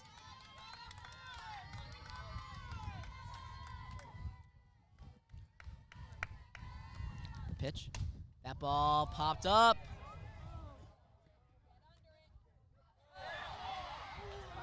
And foul ball. The ump is calling a foul ball. And that is the right call as it dropped just to the left of the line. You had a better view than I did of it, Jack. Do you really think that was foul? I do. That one looked like it almost snuck in, and I think that was Ingram and McCallum. Neither of them called that an uncharacteristic mistake for both of them, but that should have probably ended the inning there. The wind also playing a little factor as swaying the ball around maybe. It kept carrying. It looked like it was going to die there, and then it just kept going. But now you have 0-2, 2 outs. Fortunate break for the Fords. Pitch from Taylor. That ball's another pop-up. Woo! Just missed our power breaker. That could have been bad.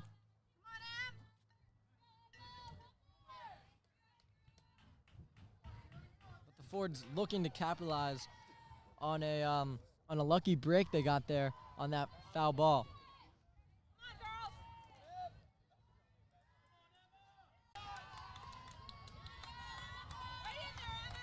The pitch from Taylor. Outside, ball 1. Just missed the outside corner there as she went for the off-speed pitch.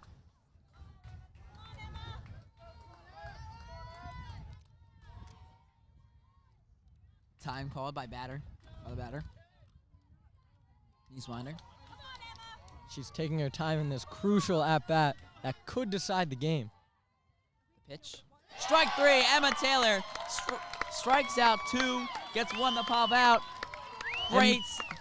Great pitching. Bases loaded, 0 outs, and they get out of it. Make that 14 strikeouts for Emma Taylor on the day as she does the impossible and works her way out of a bases loaded, no out situation.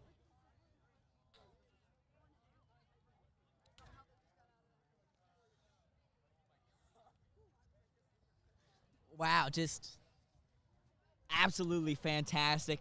Great pitching by Emma Taylor. 2 strikeouts and a pop out, I believe, to end that inning after loading the bases with no outs. Fords in the bottom of the 8th. You can see Boyertown hanging their heads a little bit, and the Fords hitting as Ingram, Kent, and Stuck all do up. They need to, now's their time. And Stuck was the catalyst for that first base runner. Yeah, broke the perfect game.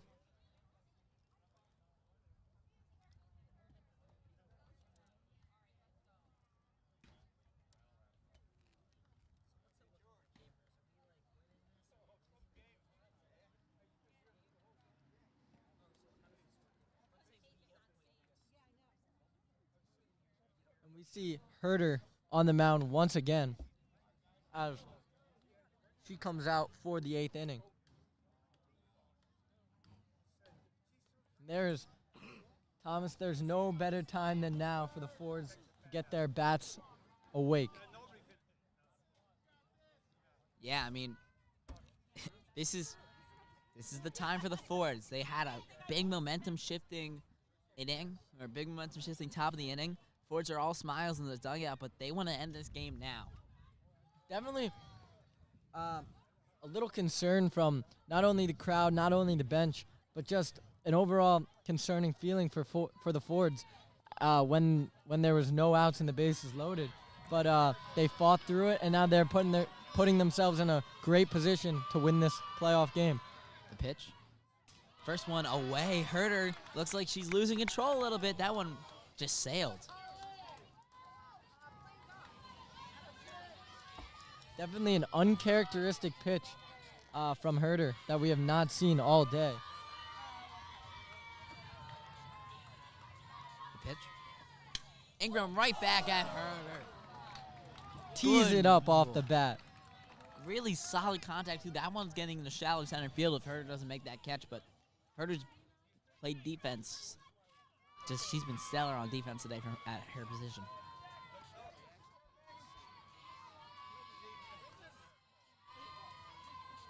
Pitch. That one. Low and in the dirt. Ball 1. Hitting, Megan Kent.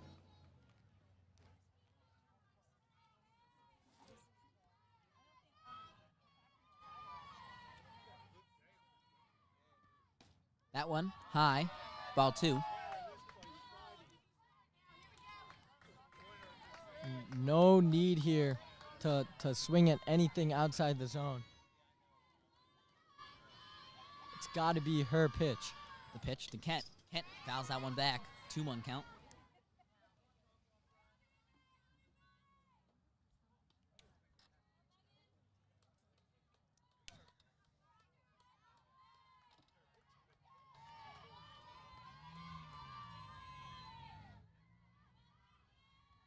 Pitch. That one in there for a strike. 2-2 count.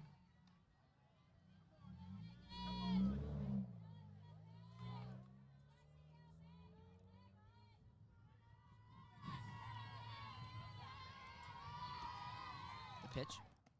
High. Full count for Megan Kent.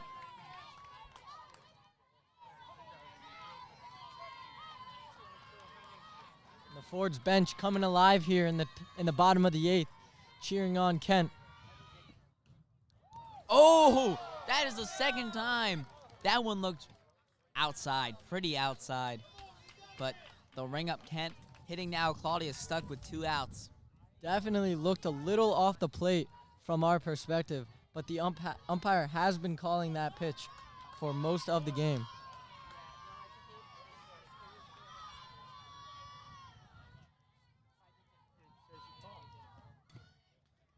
Bunted, that ball will spin foul.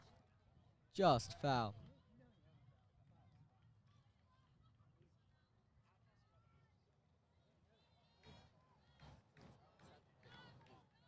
And getting a 2-out hitter here could be very huge. Or getting a 2-out hit runner on base. The pitch, stuck, shows bunt. That ball's fair. Bunted, Stuck will great again. beat that out easily. Claudia's stuck will bunt for another single. And Stuck putting on a bunting display today.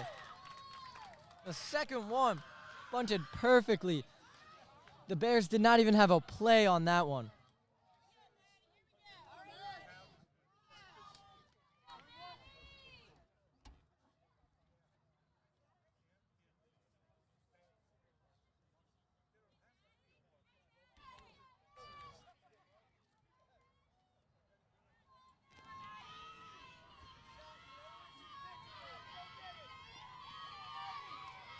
Culbertson hitting. The first pitch, the Culbertson. She swings, hits that one foul into the parking lot. And this could be a big opportunity for the Fords here. If a ball passes by the catcher, Stuck can definitely, with her speed, easily take the second base bag. Pitch.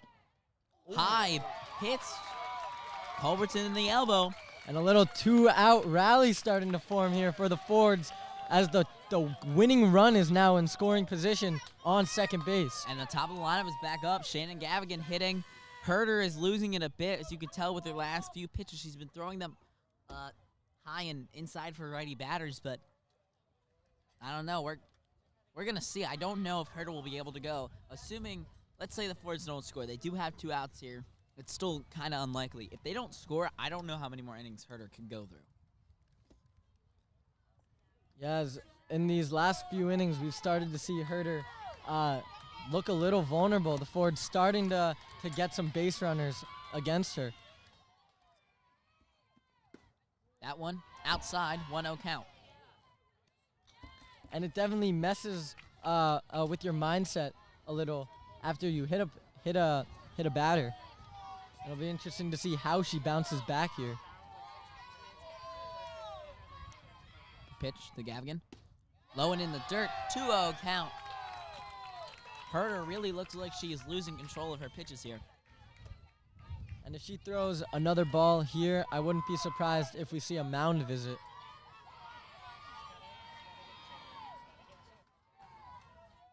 And the pitch. That one right down the middle. Gavigan doesn't swing. 2-1 count. Looked like Gavigan may have been taking all the way there. Oh, she definitely was.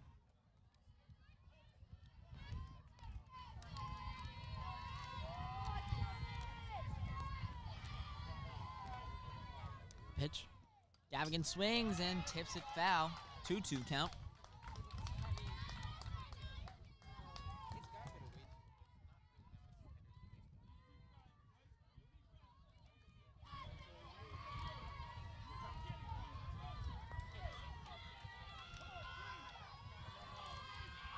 Gavigan, The pitch. That ball fouled back. See Gavigan bouncing with excitement. Gavigan 0 for 3 here today. Looking for some a great way to cap off this game and finish 1 for 4 with a game-winning RBI possibly.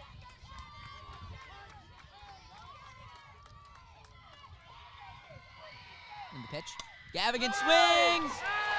Loops it fair! That should do it! Will round third! And Fords walk off! The Fords are gonna win! Gavigan with the single, the walk-off single! Shannon Gavigan, the hero of the day for the Fords as they storm her right next to the circle. RBI single, just right over the third baseman's head in the shallow left field. Great running by Claudia Stuck. She was off to the races and just kept going, and scored that run. And a great win for this Fords team.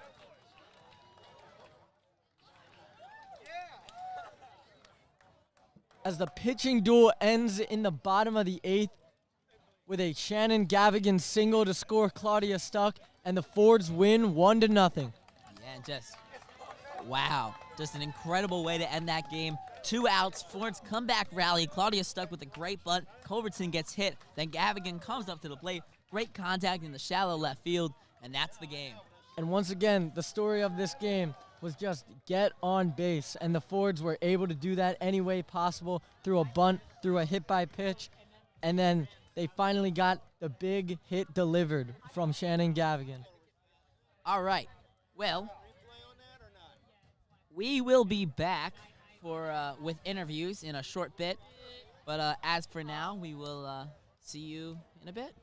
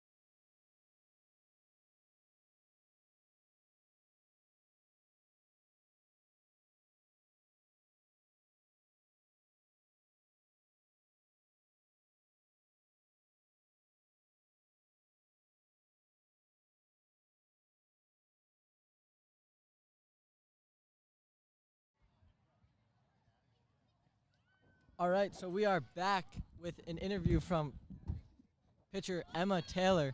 Emma, so in the eighth inning, there was no outs, bases were loaded. What was going through your mind in that situation? What were you telling yourself, and how did you keep that confidence? Yeah, so normally I always know my defense is behind me, and I knew that in that situation too, but I knew a strikeout there was a little bit more important just because pop fly to the outfield scores a run. So I was focused on that and just hitting my spots and really focusing on speed and spin, and yeah, we were successful. It seemed like for a little part of the game, the umpire was kind of calling some pitches on the outside corner more than some other pitches. So Yeah. does that change your approach at all? The when you see the way the umpire is calling his strikes and balls? A little bit, except for just that this team was swinging at a lot of pitches, so it made it a little bit easier. Okay, and obviously another great game. I think 14 strikeouts. Going forward, do you think that a walk-off win like this can just propel your team to more momentum going forward? Yeah, I think so. I think there's a lot of excitement coming off this game, but also we just need to know that we need to score a little bit earlier in games going forward. Okay, thank you. Yeah, thank you. Congrats on the win. Thanks.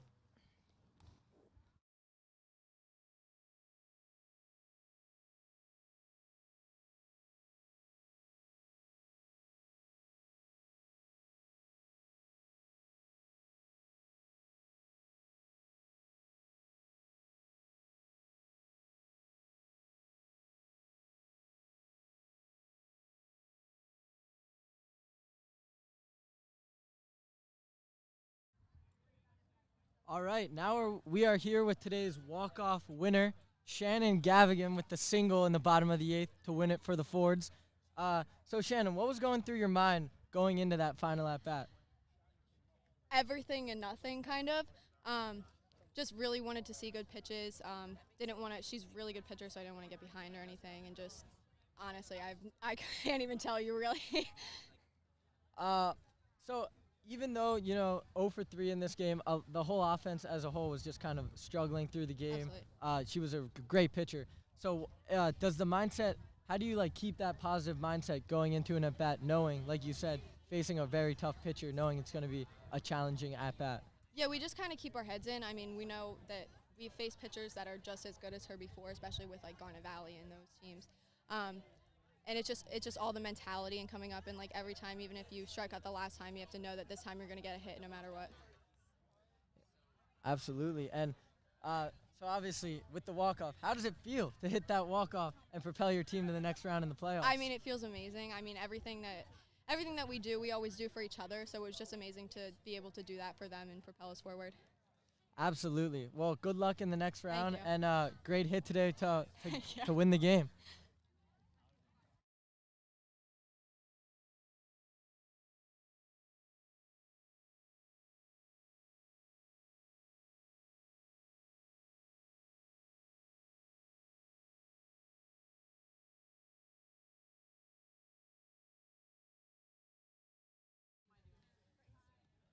All right, with our third interview, we are here with Claudia Stuck, who delivered 2 perfect bunts today to get on base and be the catalyst for this offense and scored the winning run.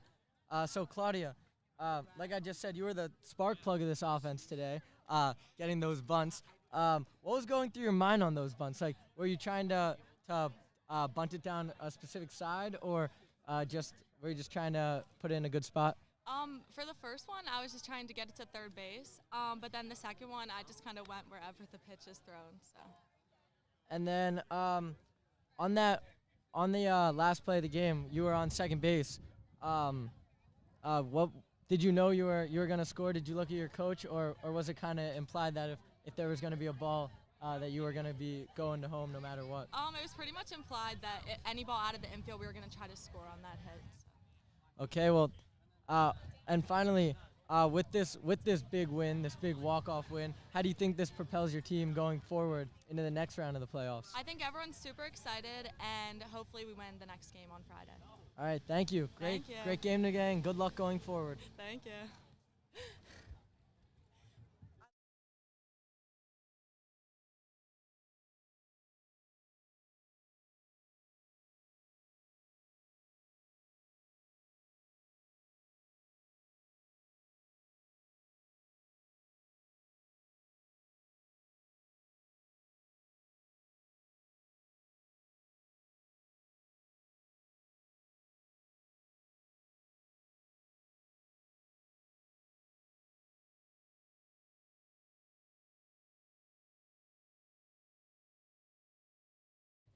Thank you for joining us today on our HSM broadcast of the Forward's first playoff game of the season. Big 1-0 victory on the walk-off by Shannon Gavigan. And thank you for joining us at the correct field. I'm Thomas St. Joseph. This is Jack Schreiner signing off.